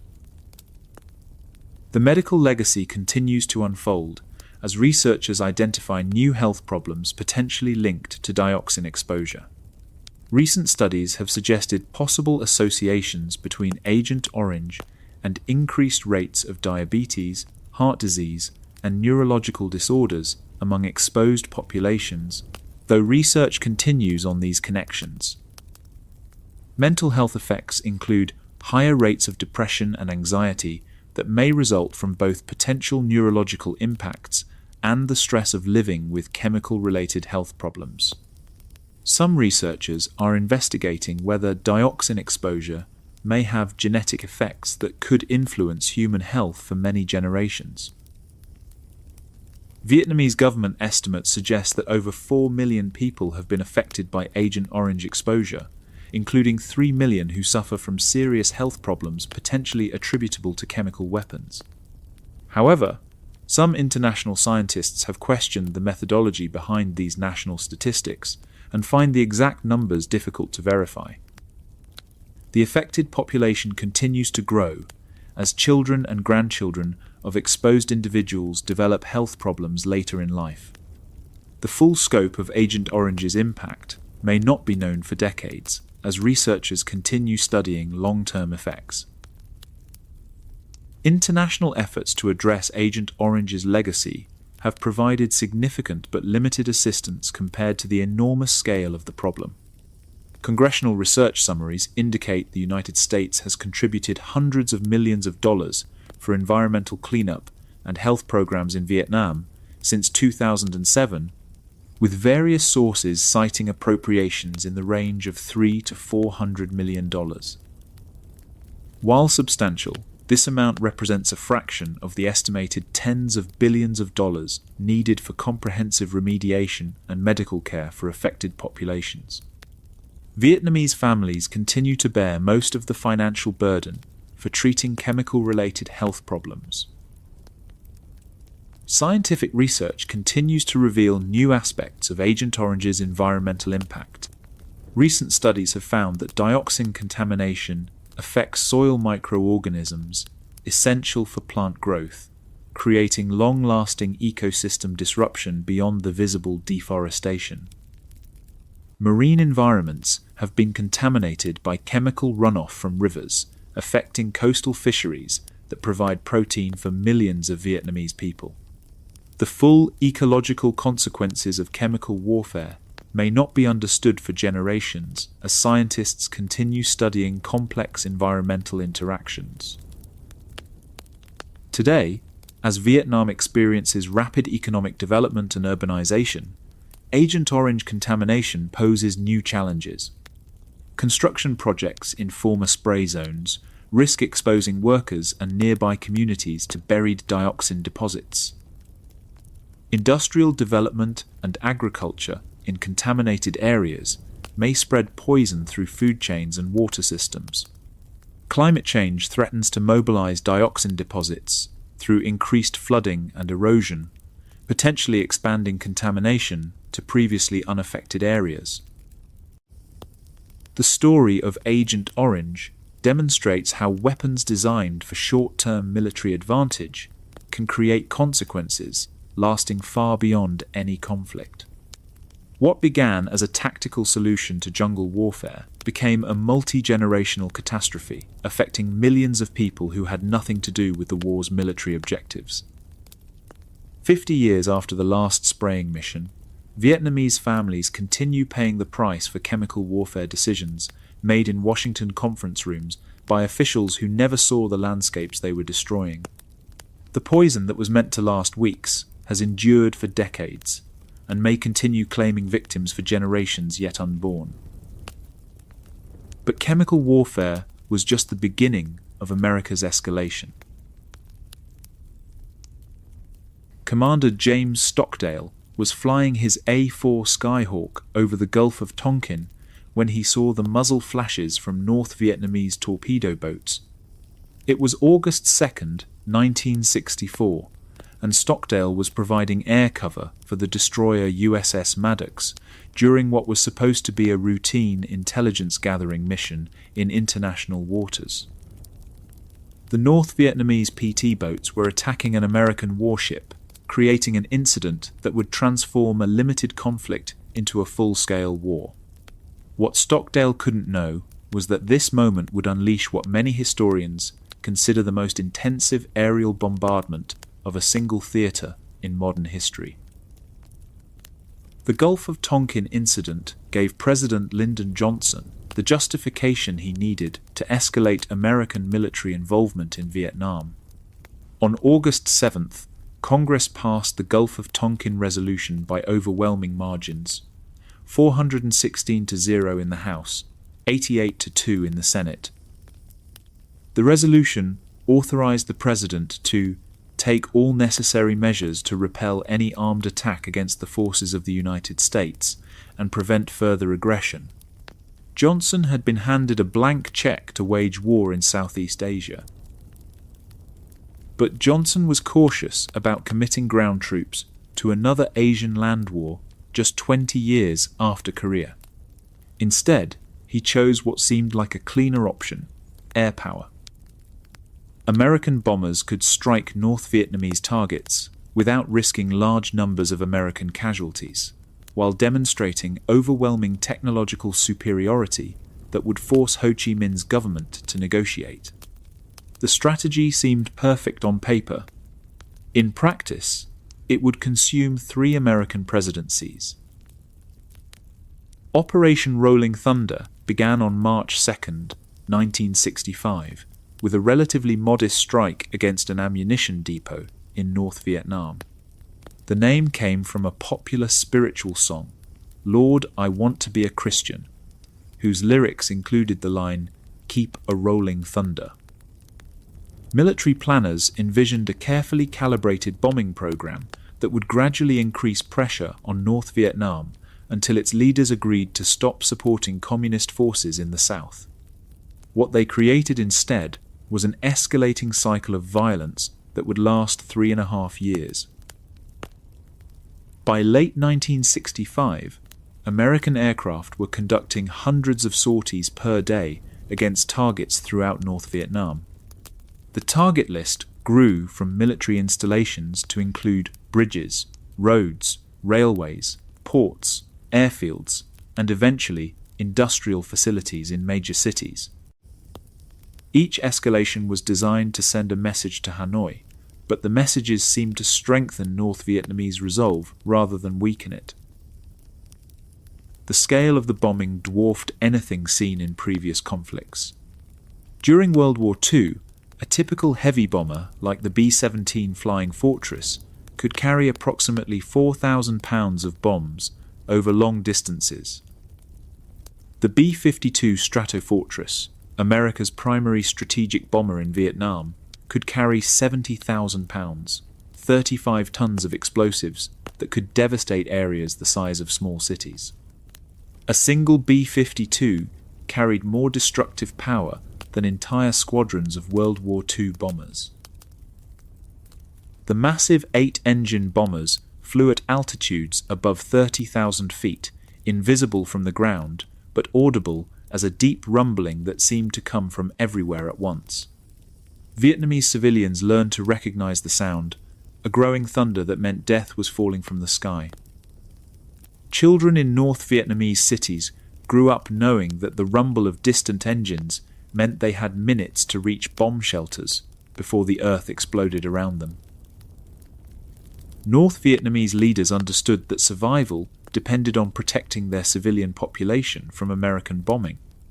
Beginning in 1965, the government launched the largest civil defense program in modern history, turning entire cities into fortified bunker complexes that could shelter millions of people. Every neighborhood, factory, school, and government building was required to construct underground shelters capable of withstanding direct hits from 1,000-pound bombs.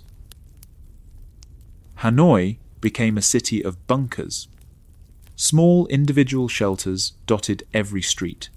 Concrete cylinders just large enough for one person, designed to protect civilians caught in the open during surprise attacks.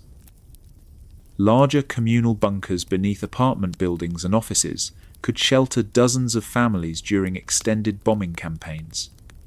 The most elaborate shelters, built beneath government buildings and hospitals, featured multiple levels, independent air supplies, and emergency food stores sufficient for weeks of continuous occupation.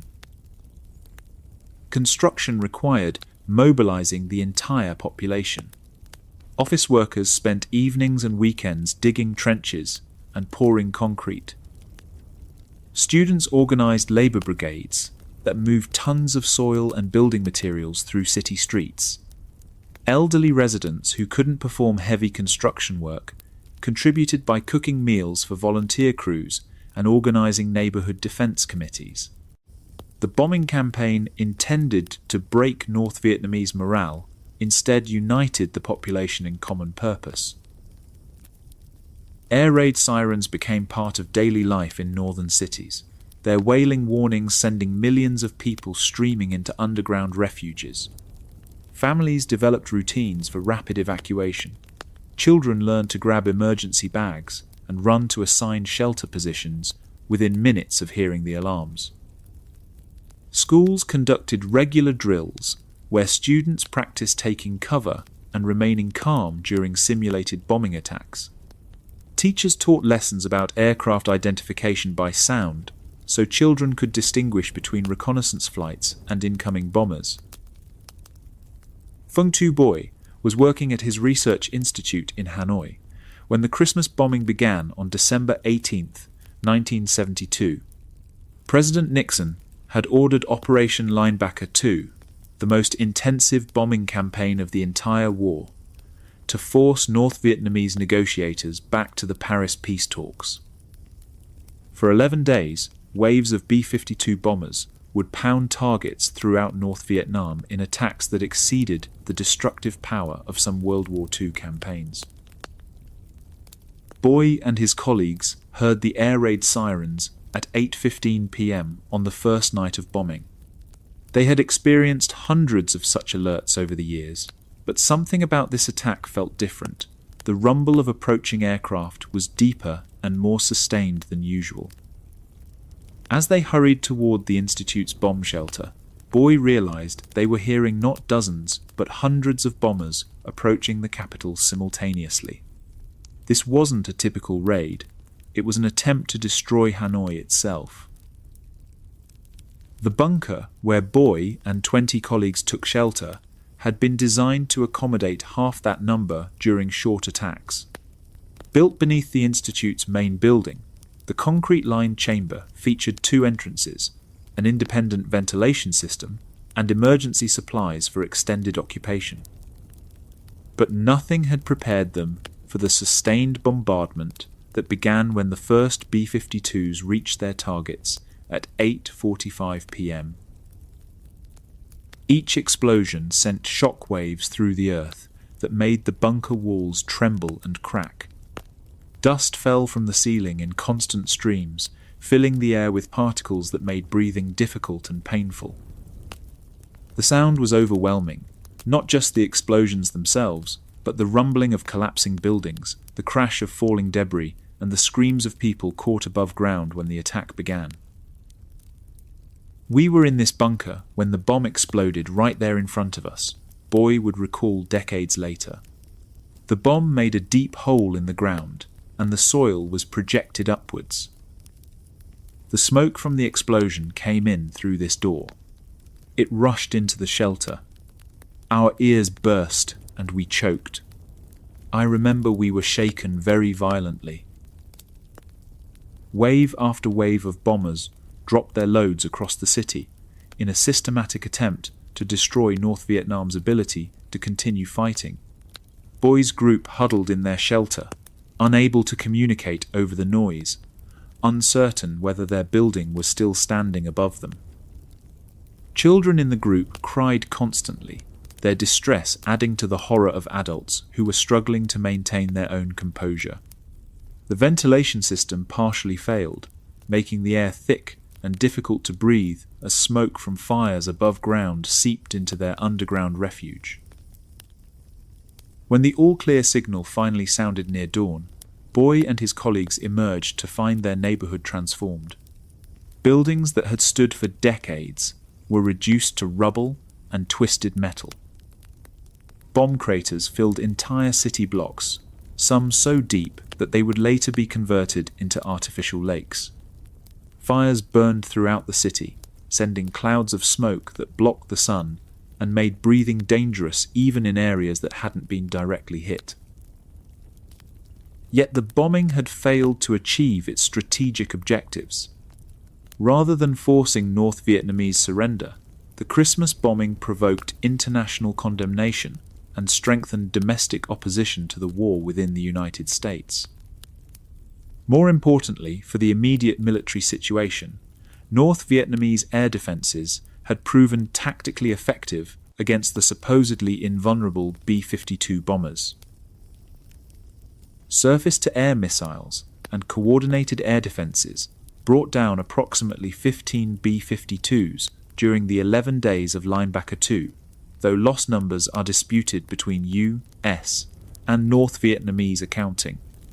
Along with dozens of fighter aircraft and support planes, the total American aircraft losses exceeded 80 planes, the heaviest combat losses of the entire war concentrated into less than 2 weeks of fighting.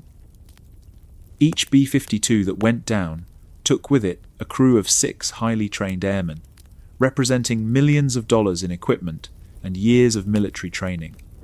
The supposedly risk-free bombing strategy was proving as costly as ground combat. North Vietnamese air defense systems had evolved dramatically during 7 years of intensive bombing.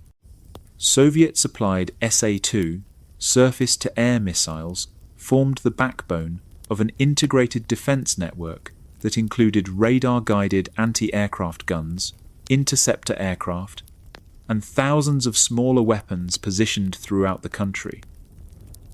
Operators learned to coordinate their systems, using radar to track incoming bombers and guide multiple types of weapons against American aircraft simultaneously.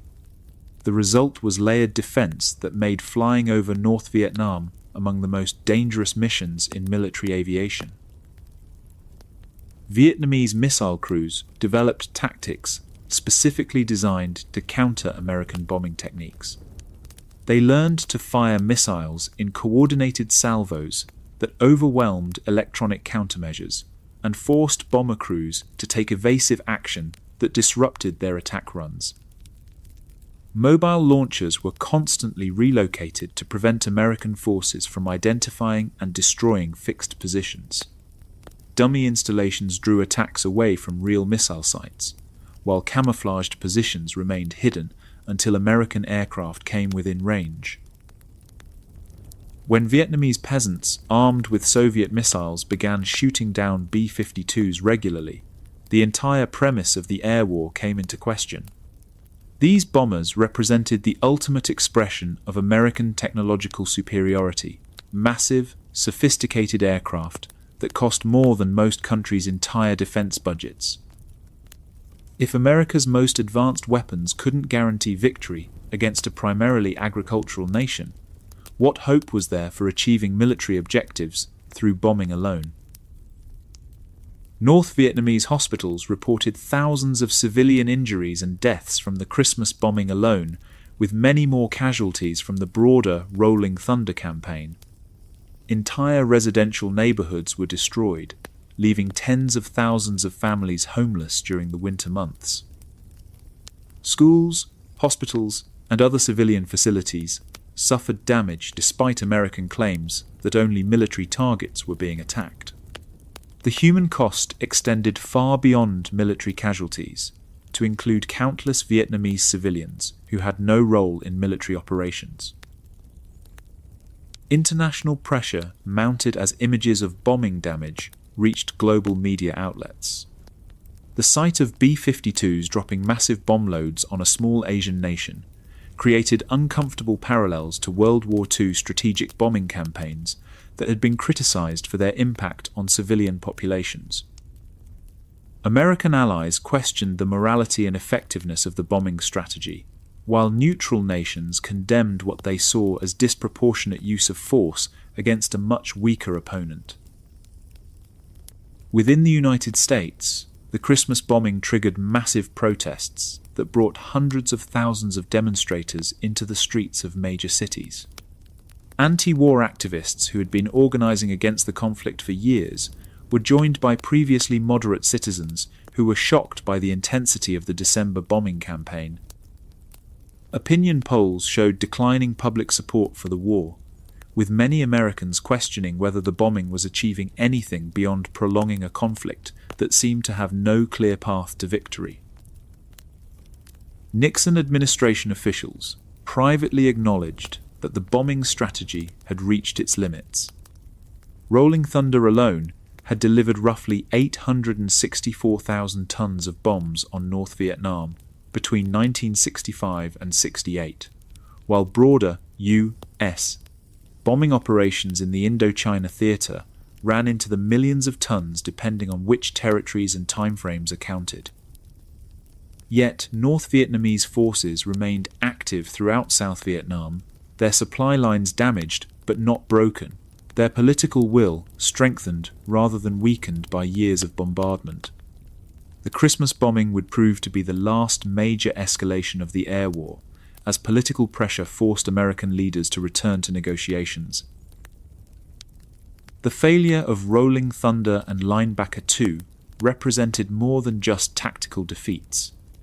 They demonstrated the limitations of technological superiority when facing opponents willing to accept enormous costs to achieve their political objectives.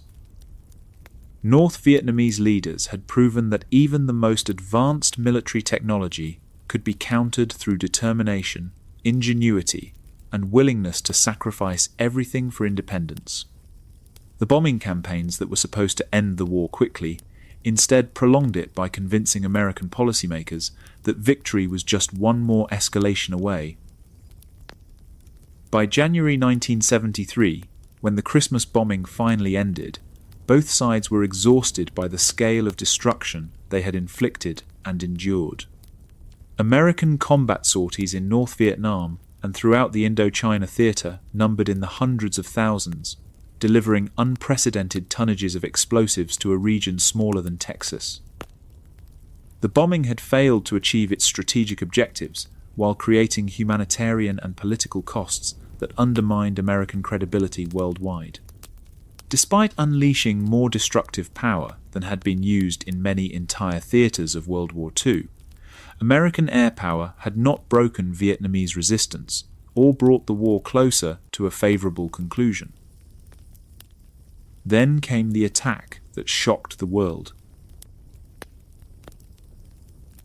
Nguyen Van Loc crouched in the darkness beneath his family's house in Saigon, carefully arranging wooden crates filled with enough explosives to level a city block. It was January 25th, 1968, just 5 days before Tet Tet, Vietnamese New Year, the most sacred holiday in Vietnamese culture. Above his head, his wife was preparing traditional foods for the celebration while their children practiced calligraphy for the festival.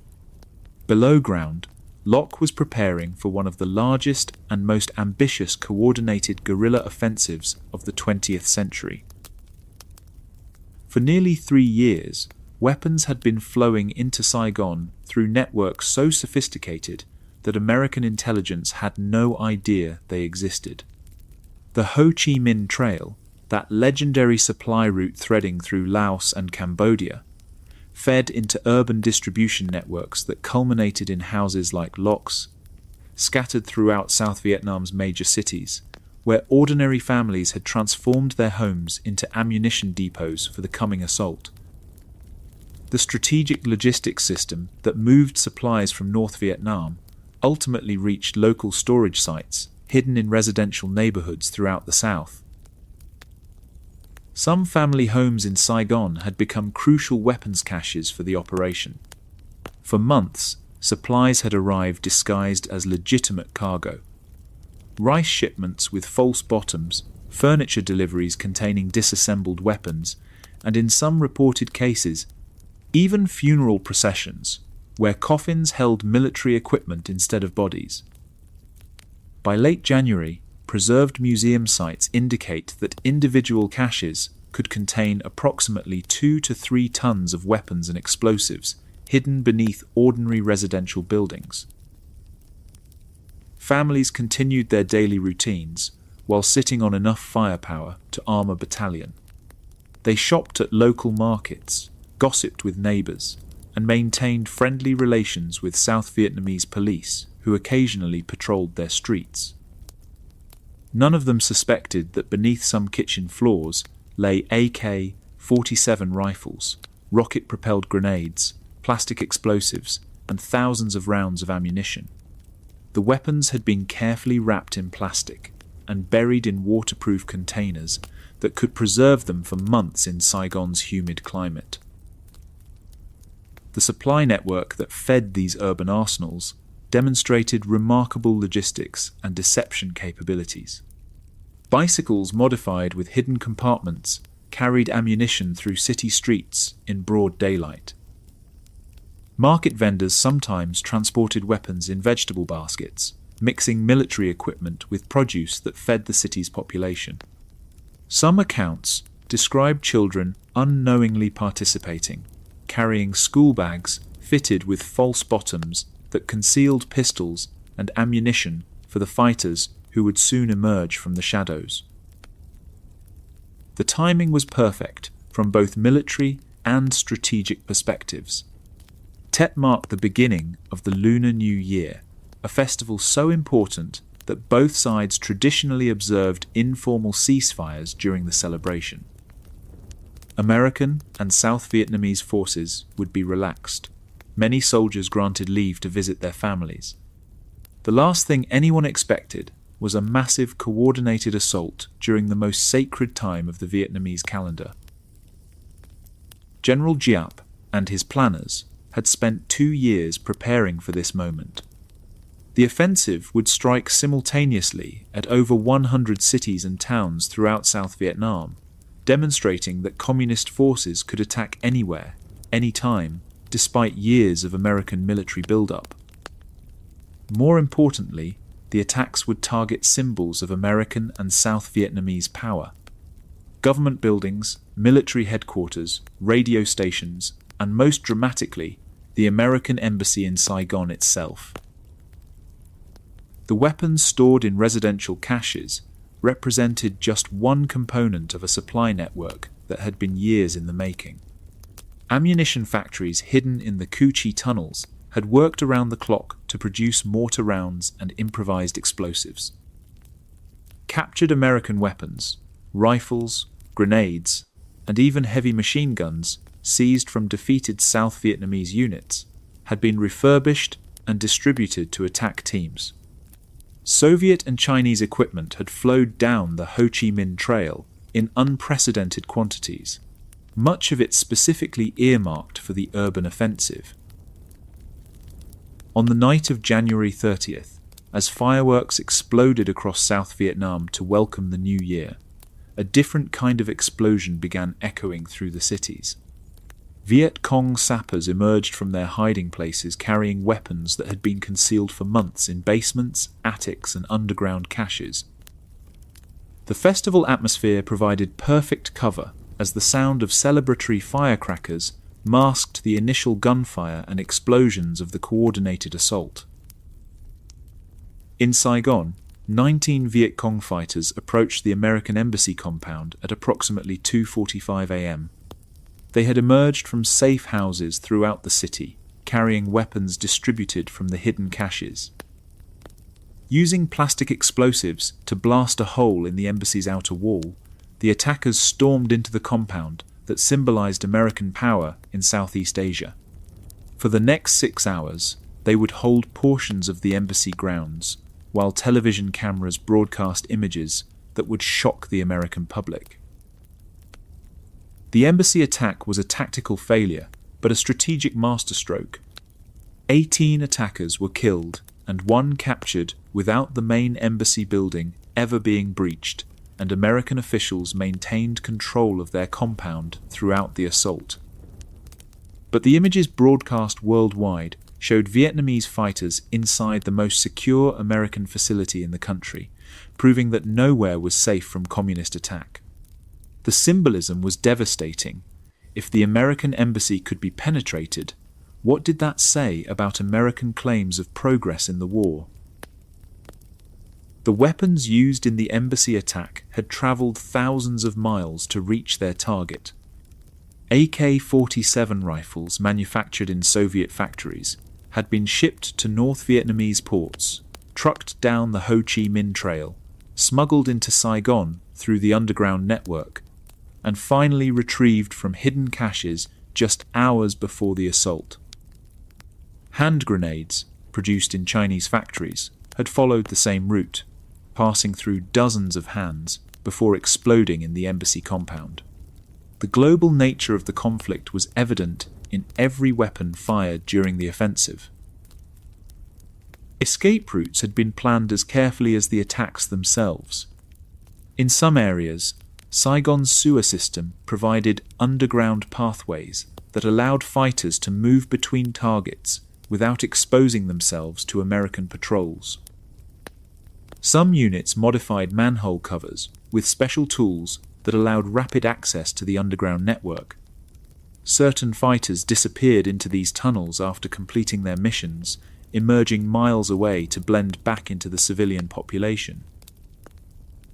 The coordination required for the Tet Offensive demonstrated organizational capabilities that American intelligence had consistently underestimated. Attacks began within hours of each other, across a country larger than Italy, involving thousands of fighters who had been infiltrated into position over months of careful preparation. Communications between units relied on human couriers and coded radio messages that avoided electronic interception. The logistics alone, moving weapons, coordinating timing, maintaining operational security across such a vast area, represented a masterpiece of military planning. In Hue, the ancient imperial capital, communist forces captured and held most of the city for 25 days.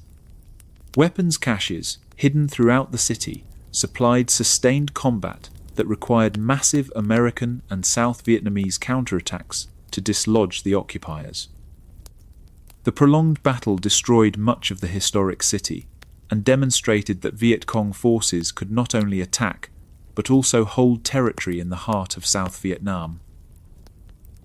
The urban fighting revealed tactics that had been perfected in tunnel warfare and adapted to city combat. Fighters used underground spaces, basements, sewers, subway tunnels to move between positions and avoid American firepower. Booby traps and mines, techniques developed in rural guerrilla warfare, proved equally effective in urban environments where soldiers had to clear buildings room by room. The same patience and determination that had sustained tunnel dwellers for years now supported fighters who held positions despite overwhelming odds. American military leaders privately acknowledged that they had been caught completely by surprise. Intelligence estimates had predicted possible increased activity during Tet, but nothing approaching the scale and coordination of the actual offensive. The ability to secretly position thousands of fighters and tons of weapons in supposedly secure areas represented a massive intelligence failure that called into question fundamental assumptions about the war's progress. Today, preserved examples of weapons used during the Tet Offensive can be seen in museum sites throughout Ho Chi Minh City that maintain historical weapons caches. Visitors can examine AK-47 rifles, still in their original wrapping, hand grenades, arranged as they were stored during the offensive, and blocks of TNT explosive that retain their potency after more than 50 years. These preservation efforts maintain artifacts in their original positions, showing how ordinary family homes were transformed into military arsenals. The weapons collections include equipment from multiple countries, illustrating the international dimensions of the conflict. Soviet-manufactured rifles lie next to Chinese grenades, and explosives produced in North Vietnamese factories. American weapons captured from South Vietnamese forces were integrated into the arsenal, creating an ironic situation where U.S. supplied equipment would be used against American troops. Even the storage containers reflect the improvised nature of the operation. Rice sacks modified to hold ammunition, vegetable crates reinforced to carry heavy weapons. Underground escape routes connected to some cache sites remain partially intact, though they have been sealed for safety reasons. Visitors can see entrances to sewer systems that provided emergency evacuation routes for some fighters after the offensive began. These passages connected to portions of an underground network that extended through parts of Saigon, allowing coordinated movement between certain attack sites. The tunnel systems that had been developed for rural warfare proved valuable in some urban combat environments. From a purely military perspective, the Tet Offensive was a tactical defeat for Communist forces. American and South Vietnamese units eventually repelled the attacks, inflicted heavy casualties on the attackers, and maintained control of all major cities and strategic installations. The Viet Cong infrastructure in South Vietnam was severely damaged, with many experienced fighters killed and supply networks disrupted. Communist forces would never again attempt operations of this scale or ambition. But the strategic impact was dramatically different from the tactical results.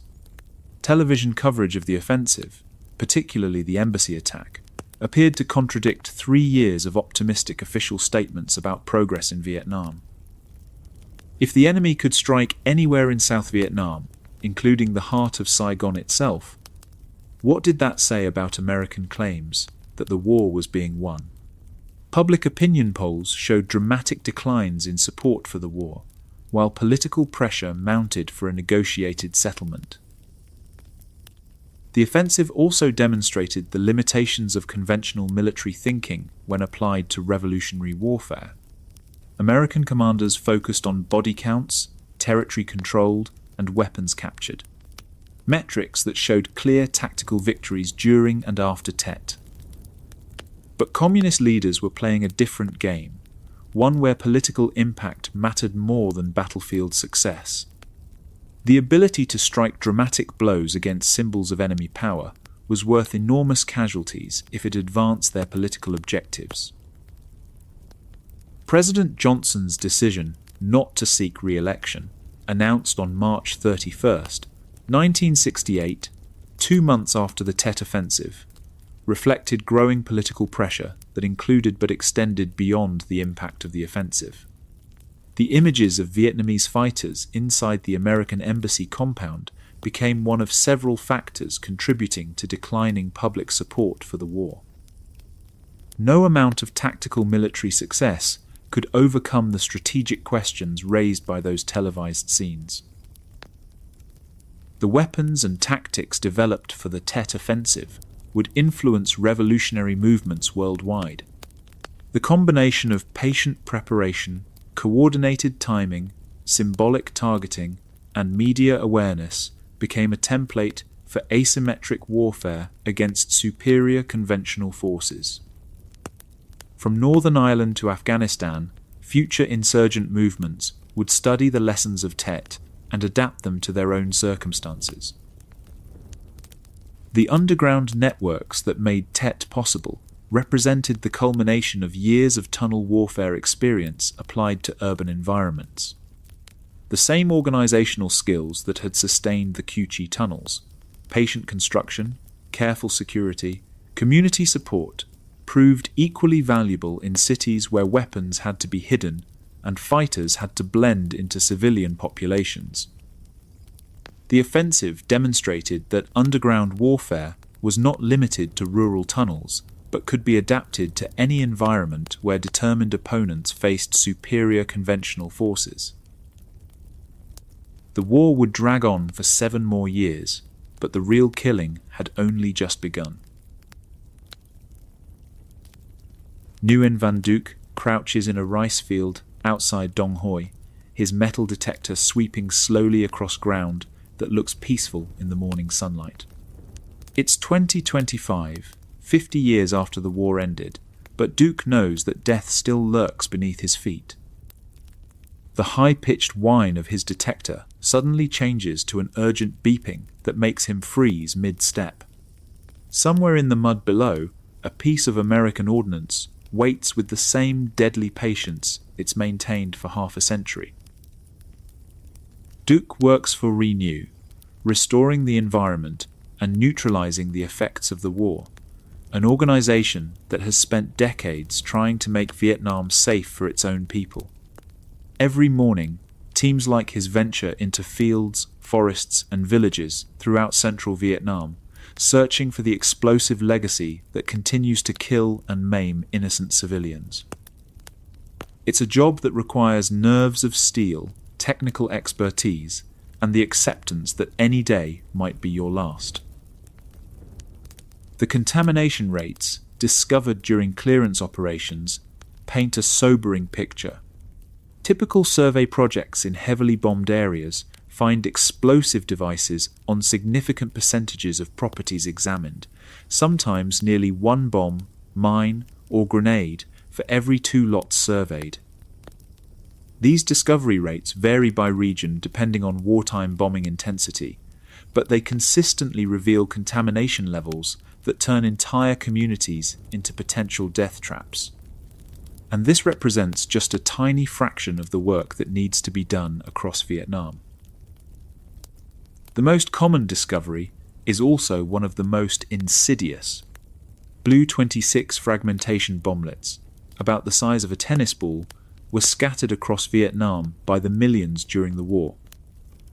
These small yellow spheres look harmless, almost toy-like, which makes them particularly dangerous to curious children who might pick them up. Inside each bomblet lies a sophisticated killing mechanism designed to spray hundreds of steel fragments in all directions when triggered, though exact fragment counts vary by submunition variant and source.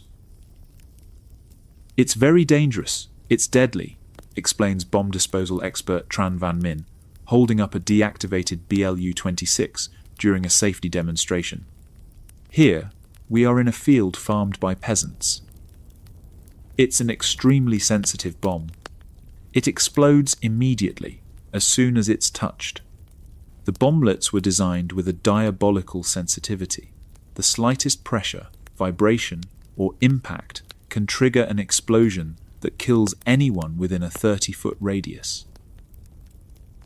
The variety of unexploded ordnance that disposal teams encounter reflects the massive scale and duration of the American bombing campaign. Merc 2 hand grenades lie buried in village gardens, their safety pins corroded, but their explosive cores still potent. Various types of phosphorus bombs and shells, designed to create devastating white smoke screens, wait in jungle clearings where their chemical payloads have remained volatile for decades. Mortar rounds, artillery shells, and rocket-propelled grenades create a deadly catalogue of military hardware scattered across the countryside.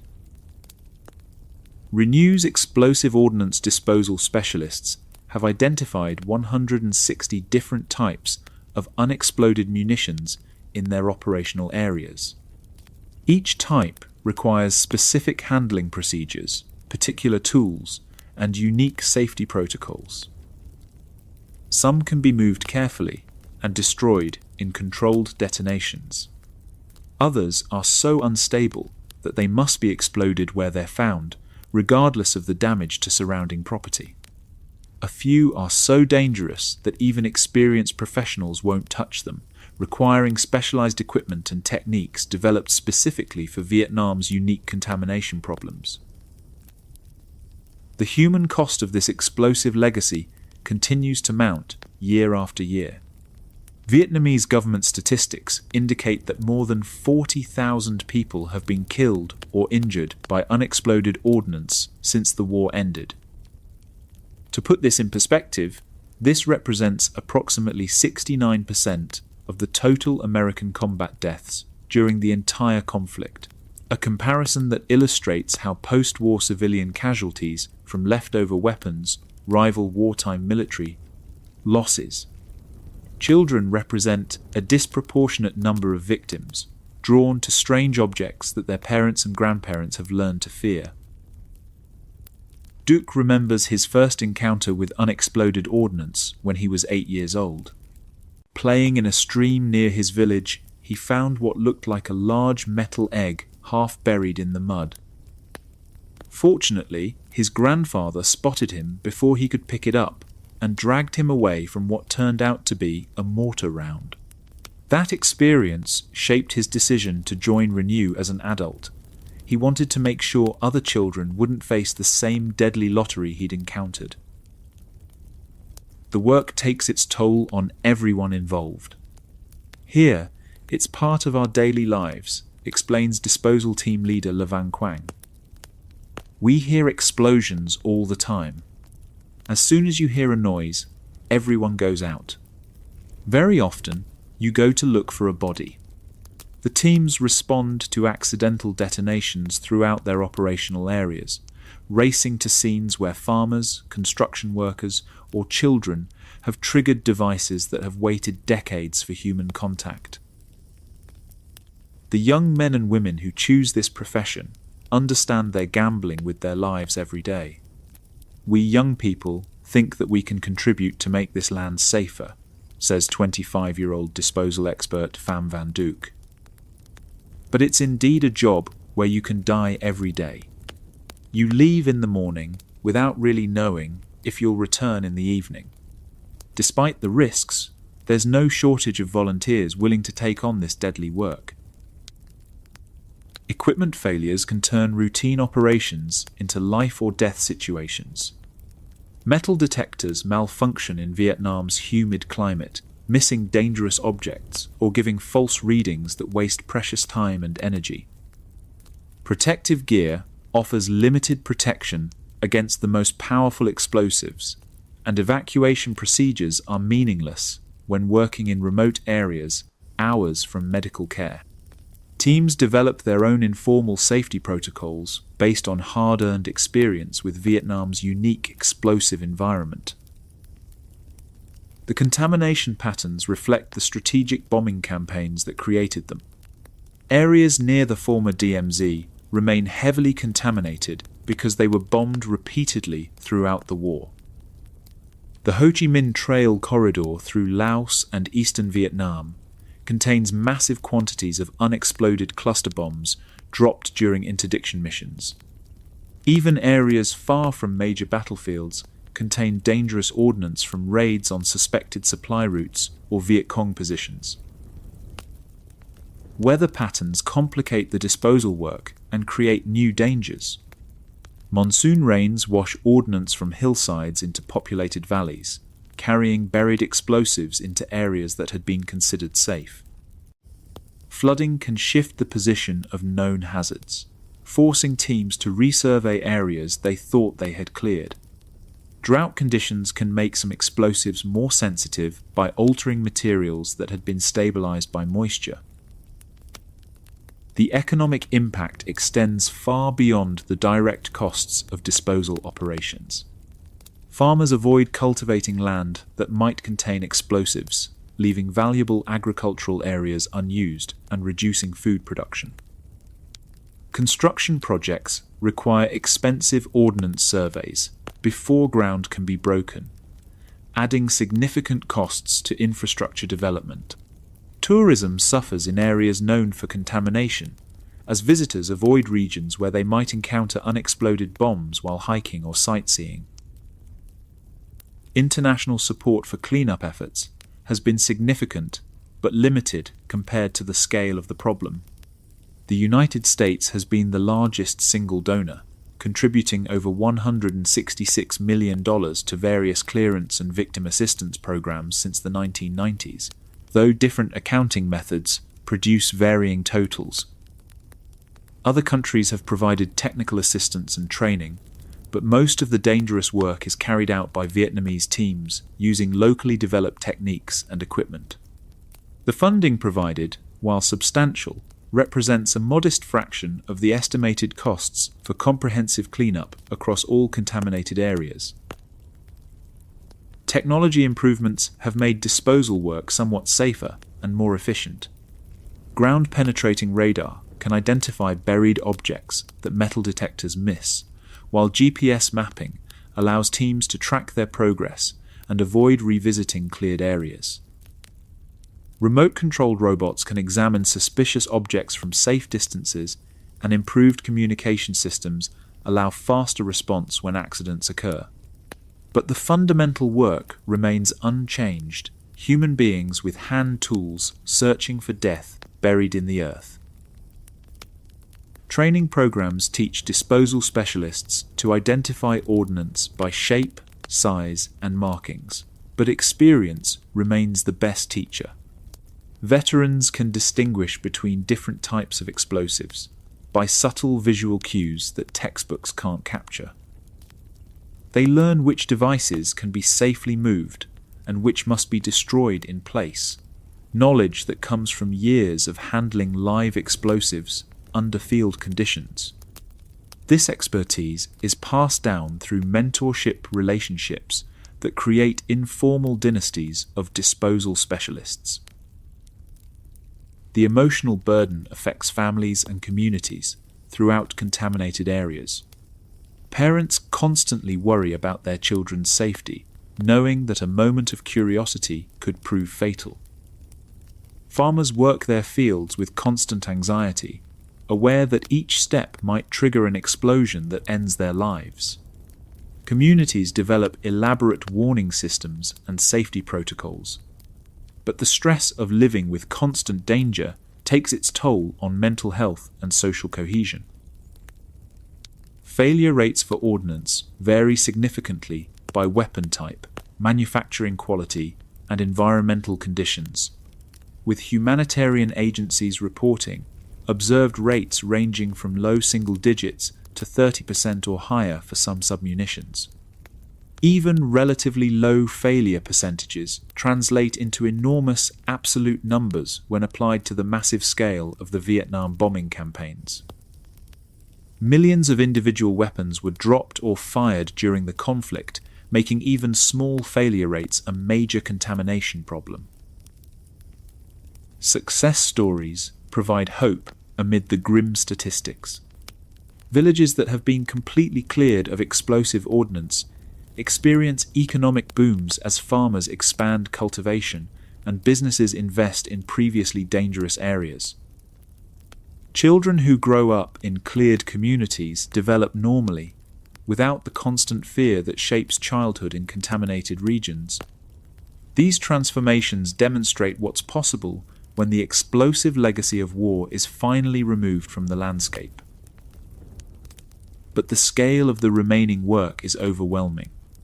Based on current funding levels and clearance rates, analysts estimate it could take many decades to clear all known contaminated areas in Vietnam, with some projections extending into the next century.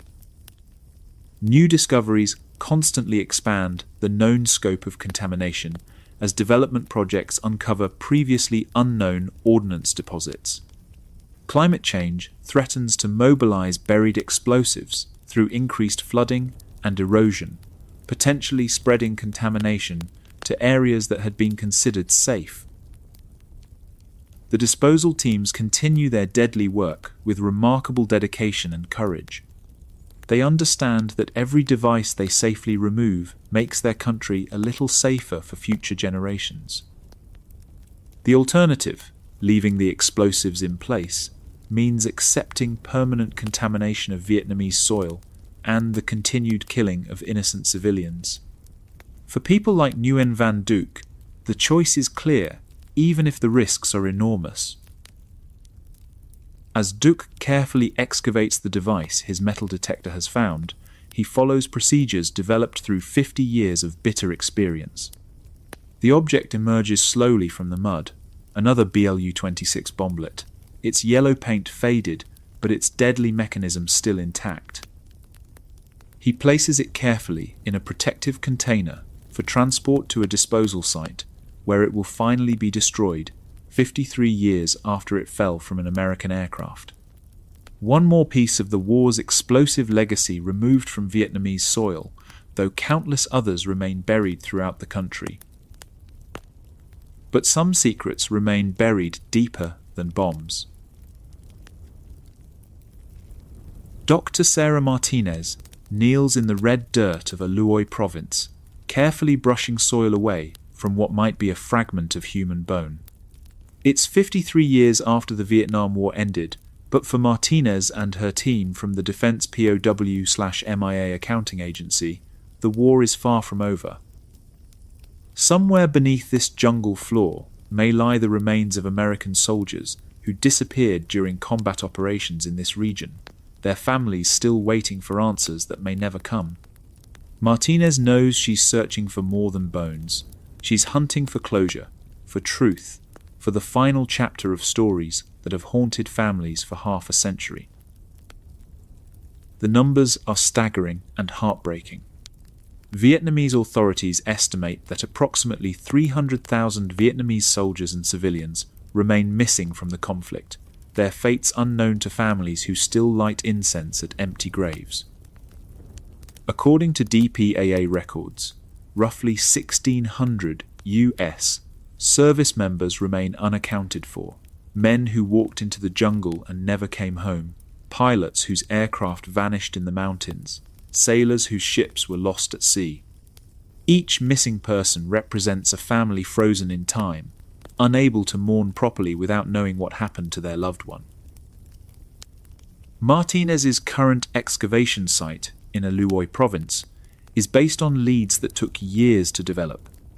Local villagers had preserved oral histories about American patrols that were ambushed in this area during the war.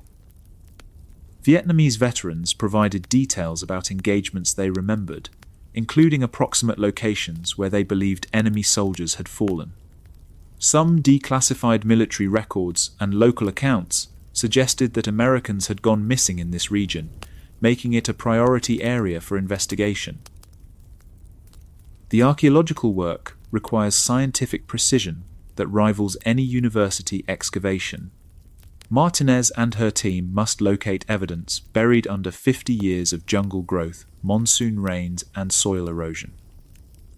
They begin by carefully removing layers of earth, documenting each stratum, and preserving any artifacts that might provide clues about what happened at this site decades ago. Every fragment of metal, every piece of fabric, every suspected bone fragment is catalogued and preserved for laboratory analysis. Charcoal provides some of the most valuable evidence for dating archaeological sites. Small pieces of burned wood scattered throughout the soil tell the story of fires that burned here during the war, campfires, explosions, or the aftermath of combat that left organic material in the earth. Carbon dating of these charcoal fragments can help confirm whether the site was active during relevant timeframes when missing soldiers might have been in the area. The presence of charcoal in specific soil layers helps archaeologists understand the sequence of events that occurred at the site. Layer by layer, the excavation reveals evidence of military activity that took place here. Fragments of American military equipment emerge from the soil. Pieces of uniform fabric, metal buttons, ammunition casings fired from M16 rifles. Mixed with these artifacts are Vietnamese items, fragments of AK-47 ammunition, pieces of equipment used by North Vietnamese forces. The distribution of these artifacts across the site helps reconstruct the military activity that occurred in this location. When potential human remains are discovered, the excavation becomes even more meticulous. Each bone fragment is carefully exposed using soft brushes and dental tools, photographed in place, and removed with precise documentation of its location within the site. The team works slowly, understanding that they may be handling the remains of someone's son, father, or brother. The scientific work is also deeply personal. These aren't anonymous archaeological specimens, but the mortal remains of men who died serving their country.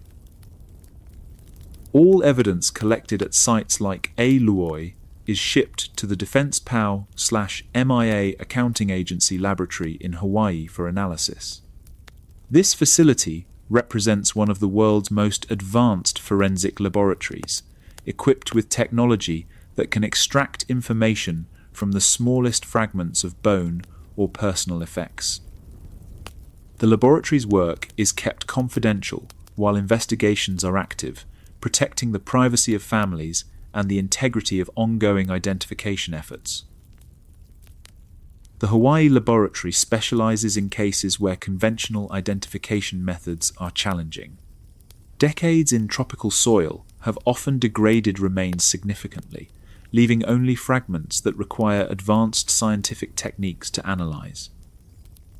DNA extraction from deteriorated bone samples pushes the limits of current technology, while isotope analysis can potentially reveal information about where someone lived during their childhood based on the chemical composition of their teeth. Multiple scientific methods are applied to these cases, understanding that families deserve answers regardless of how difficult they are to obtain. Aircraft crash sites have provided some of the most successful identification cases in recent years. When Vietnamese authorities provide information about crash locations, recovery teams spend months excavating these sites, recovering fragments of aircraft, along with personal effects and human remains. The systematic investigation of crash sites has led to numerous positive identifications over the past decades. Personal artifacts recovered from crash sites can prove crucial to identification efforts. Items like watches, jewelry, or personal equipment that survived decades in the soil sometimes retain serial numbers or other identifying information.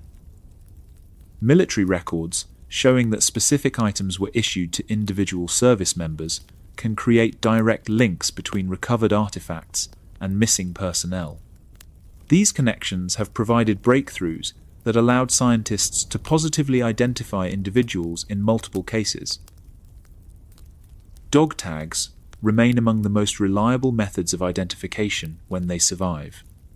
These metal identification plates were designed to withstand harsh conditions, and their information can remain legible even after decades in tropical soil. When dog tags are recovered intact, they provide immediate identification that can bring closure to families who have waited generations for news about their missing loved ones. However, dog tags are often lost during combat or destroyed by explosions, making other identification methods necessary. The laboratory analysis process can take months or years to complete, depending on the condition of recovered materials. Scientists compare DNA extracted from recovered remains with samples provided by family members, looking for genetic matches that can definitively identify individuals. When DNA is too degraded for analysis, researchers turn to other methods: dental records, healed bone fractures that appear in medical records, or unique skeletal features that can be matched to known characteristics of missing individuals. The work requires patience and persistence, understanding that some cases may never be resolved despite years of effort. The treatment of recovered remains reflects the military's commitment to leaving no one behind. Every fragment of bone, every piece of personal equipment, is handled with the respect due to fallen service members. When remains are positively identified, they are returned to families with full military honours decades after the original death.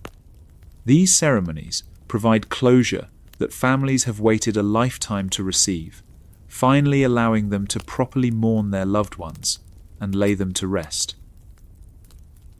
International cooperation has been essential to the success of these recovery efforts. Vietnamese authorities have provided access to crash sites and battle locations throughout their country, understanding that accounting for missing persons serves humanitarian goals that transcend political differences. Former North Vietnamese and Viet Cong veterans have shared information about engagements where American soldiers were killed, helping guide search teams to potential recovery sites. This cooperation represents one of the most positive legacies of post-war relations between former enemies. The search for missing Vietnamese personnel faces even greater challenges. With an estimated 300,000 missing compared to roughly 1,600 Americans, the scale of the problem is overwhelming for Vietnamese resources. Many Vietnamese families lack the political influence or financial resources to pursue searches for their missing relatives. Documentation from the Vietnamese side is often incomplete or was destroyed during the war, making it difficult to verify where individuals were last seen or died. Vietnamese families have developed their own methods for searching for missing relatives. They organize informal expeditions to former battlefields, following oral histories and family stories about where their sons or fathers might have fallen. Some families have spent their life savings on these searches, hiring local guides and purchasing equipment to excavate suspected burial sites. Occasionally, these efforts succeed, but more often they end in disappointment and depleted family resources. Modern technology has enhanced the search for missing persons from historical conflicts. Ground-penetrating radar can identify buried metal objects that might be aircraft wreckage or personal equipment. Satellite imagery allows researchers to compare current landscapes with historical photographs, identifying changes that might indicate crash sites or burial locations. Geographic information systems help correlate witness accounts with terrain features, narrowing search areas to manageable sizes. The emotional impact on recovery teams can be profound. Martinez and her colleagues understand that their work directly affects families who have waited decades for answers about their missing loved ones. Success brings joy and closure, but inconclusive results can be disappointing for families who had pinned their hopes on a particular excavation.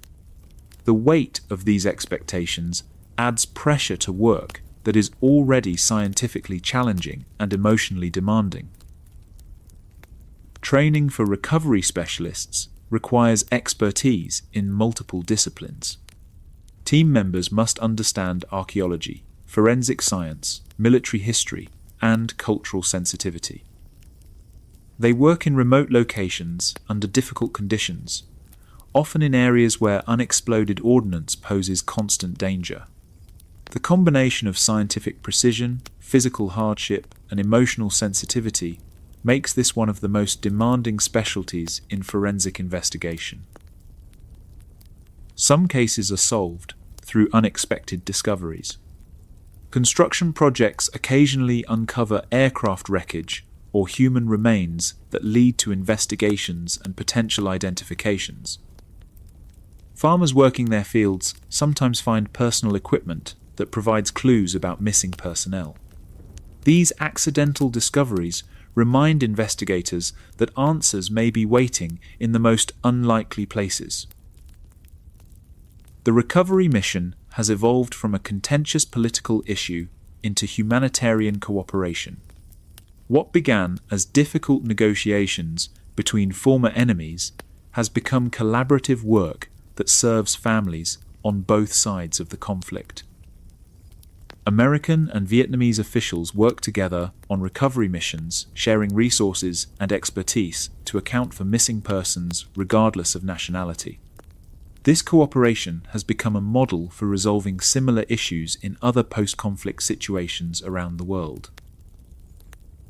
As Martinez carefully wraps bone fragments recovered from the Eloy excavation site, she knows that months of laboratory analysis lie ahead. The fragments may belong to missing Americans, or they might be Vietnamese remains that deserve equal respect and attention. Either way, her work represents hope for families who have waited decades for answers about what happened to their loved ones. The excavation will continue for weeks, each day bringing the possibility of discoveries that could finally bring closure to families on both sides of a conflict that ended generations ago. The final secret lies not in what's buried, but in what rises from the earth. Colonel Robert Miller stands at attention in Arlington National Cemetery as a flag-draped coffin is lowered into the earth. The remains inside belong to his older brother James, a helicopter pilot shot down over Vietnam in 1969. For 54 years, the Miller family had lived with uncertainty, hope fading with each passing decade that James would ever come home. Today, thanks to the tireless work of recovery teams and laboratory scientists, James Miller is finally receiving the burial his family always knew he deserved. Since the 1990s, U.S. accounting programs and their successor agencies, now consolidated under the Defense POW/MIA Accounting Agency, have intensified efforts to locate and identify missing service members. More than 1,000 American service members have been identified and returned to their families through these programs. Each identification represents years of painstaking work: archaeological excavations in remote jungle sites, forensic analysis of degraded remains, and the patient correlation of evidence with military records. But more than scientific achievement, each successful identification represents closure for families who have carried the burden of uncertainty for generations. The ceremonies that mark these homecomings follow military traditions that honor both the sacrifice of the fallen and the dedication of those who brought them home. Honor guards present folded flags to elderly parents, widows who have remarried, and children who have grown old waiting for their fathers to return. These moments of closure often occur 60 or 70 years after the original loss, connecting multiple generations of family members who have shared the weight of a missing loved one. For Vietnamese families, the cultural significance of recovering missing relatives extends beyond individual grief to encompass spiritual beliefs about death and the afterlife. Traditional Vietnamese culture holds that the spirits of the dead cannot rest peacefully until they receive proper burial and ongoing remembrance through ancestor veneration. Families with missing relatives face a spiritual crisis. How do you honor ancestors whose fate remains unknown, whose bones lie somewhere in unmarked graves? Vietnamese communities have developed elaborate rituals to address this spiritual uncertainty. Families build altars for missing relatives even without remains, offering incense, food, and prayers to spirits who may be wandering without proper recognition. Village temples maintain shrines for all missing community members, creating collective spaces for mourning and remembrance. These practices provide comfort to families while acknowledging the reality that many missing persons may never be found. Cemetery restoration projects have been undertaken at various sites throughout Vietnam since the 2000s. Bien Hoa Cemetery, a large burial ground near Ho Chi Minh City, exemplifies these restoration efforts. The cemetery had fallen into neglect for decades after the war, its graves overgrown and many headstones damaged by weather and time. Restoration work has cleaned thousands of graves, repaired damaged monuments, and created new memorial spaces for visitors. Walking through Bien Hoa today reveals the scale of Vietnamese losses during the conflict. Row upon row of white headstones stretch across rolling hills, marking the graves of soldiers who died fighting for South Vietnam's independence.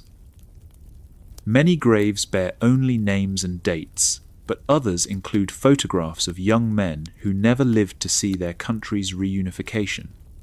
The cemetery serves as a powerful reminder that loss and sacrifice occurred on all sides of the conflict.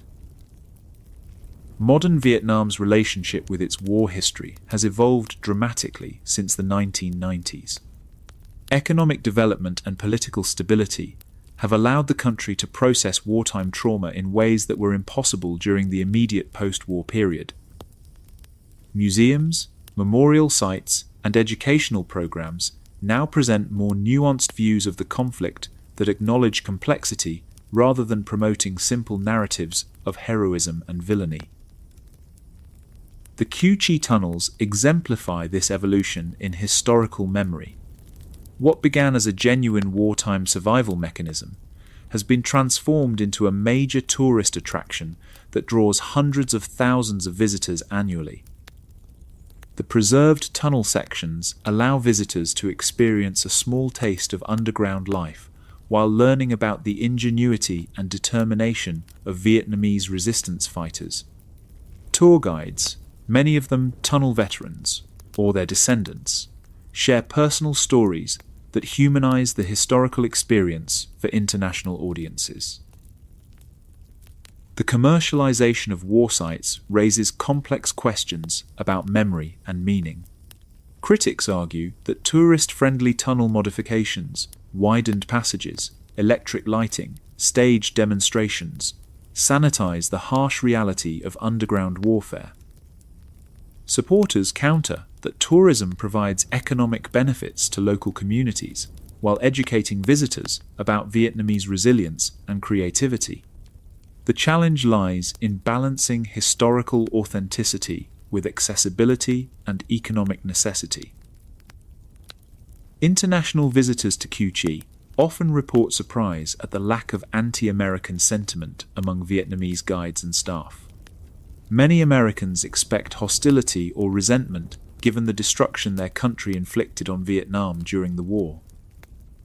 Instead, they frequently encounter warmth, curiosity, and a pragmatic focus on the future rather than dwelling on past grievances. This attitude, while not universal, reflects broader Vietnamese cultural tendencies toward reconciliation and moving forward rather than maintaining historical grudges. In Hanoi, the transformation of bomb craters into fish ponds represents a documented example of Vietnamese approaches to healing wartime trauma. Rather than filling in the massive holes left by B-52 strikes, city planners decided to incorporate some of them into urban planning as water features. Today, these artificial lakes support small fishing operations while serving as parks and recreational areas for local residents. Children who play beside these waters rarely think about their violent origins, but older residents remember when the earth shook and buildings collapsed around these very spots. Environmental scientist Phung Tu Boy has documented this philosophy of transforming destruction into beauty at his research institute in Hanoi. In the gardens where he studies Agent Orange contamination, bomb crater ponds filled with colourful goldfish swim in water that once reflected burning buildings. After the bombing, we decided to preserve some of the craters, Boy has explained to researchers and visitors. To make them livelier and more joyful, we put goldfish in them. The end result counterbalances the dark image of the war that the craters symbolize. This philosophy extends beyond individual sites to encompass Vietnam's broader approach to war memory. Rather than preserving destruction as permanent reminders of suffering, Vietnamese communities often choose to create new life and beauty from the remnants of violence. Bomb craters become fish farms. Former battlefields are transformed into productive agricultural land, and weapons are recycled into useful tools and building materials. This practical approach to healing emphasizes renewal over remembrance, productivity over preservation. International cooperation in addressing the war's legacy has produced partnerships between former enemies.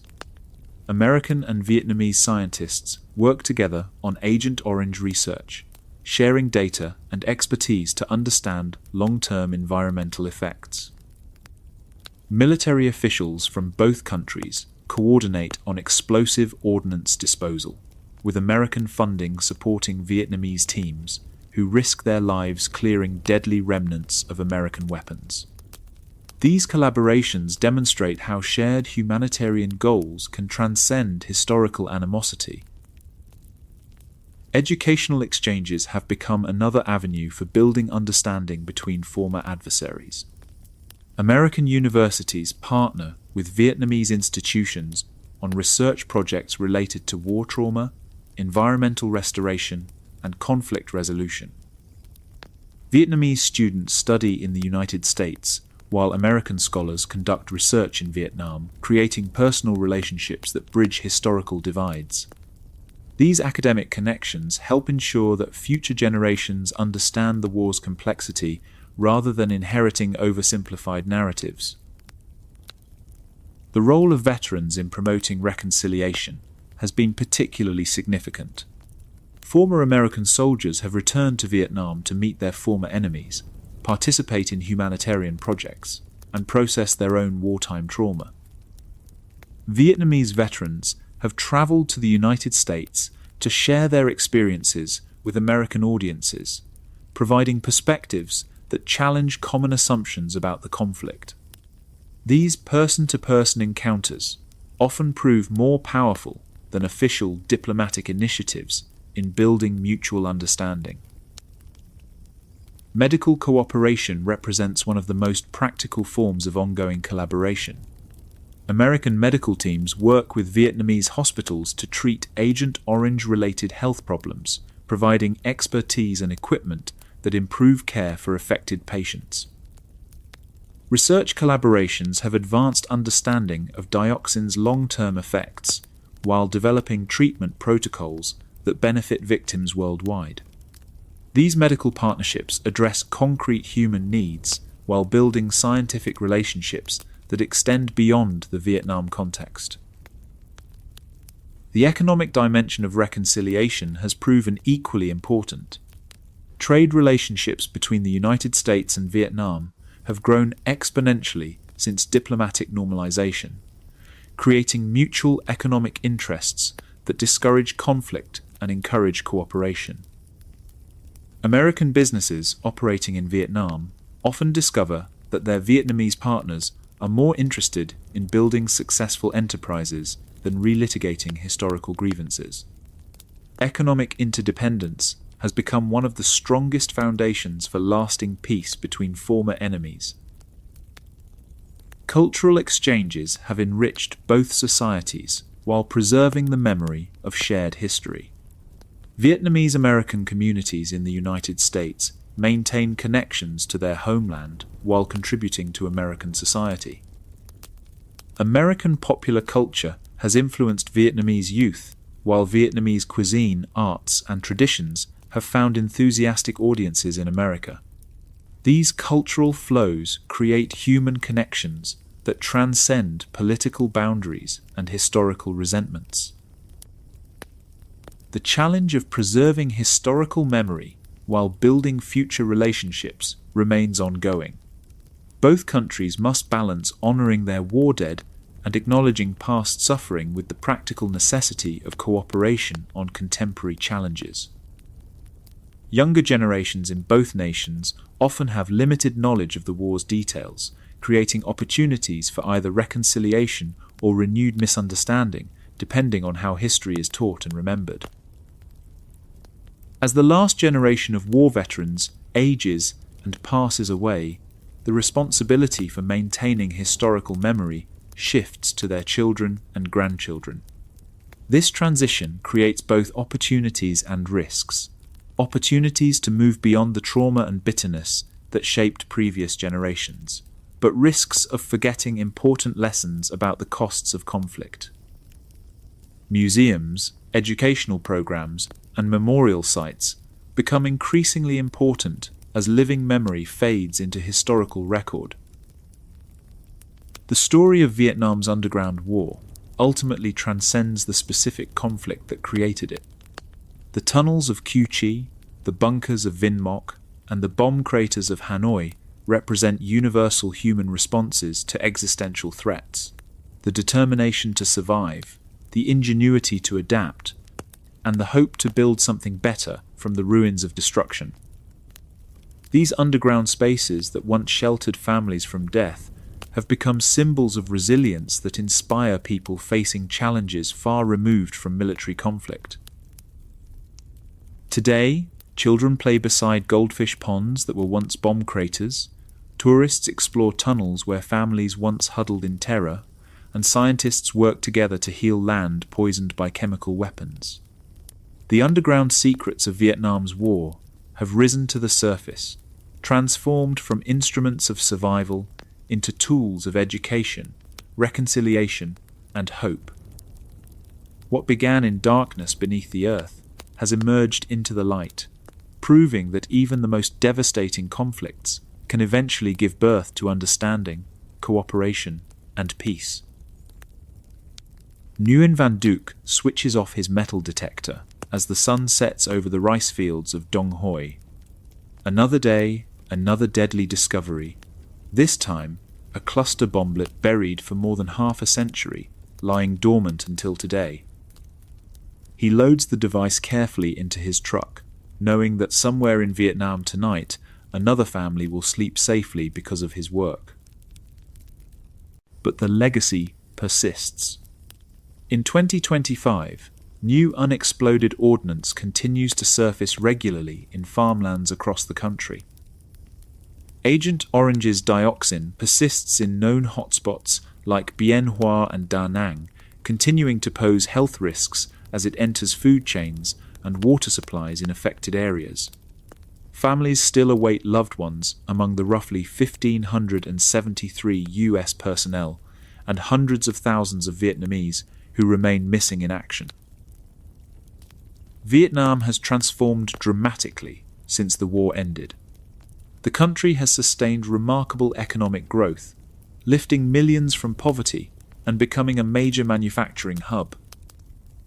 Cities gleam with new construction, young people embrace technology and global culture, and the nation looks confidently toward the future. Yet beneath this recovery, the underground legacy of war persists with deadly patience. The tunnels, bunkers, and underground networks of Vietnam became iconic examples in guerrilla warfare and influenced military and counterinsurgency doctrine worldwide.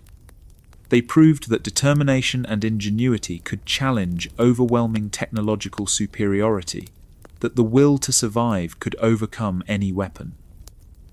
These lessons echo in conflicts globally, wherever the weak face the strong and refuse to surrender. Although the war officially ended decades ago, its legacy remains in unexploded ordnance that continues to claim lives. Some wars end with treaties. Others end one explosion at a time.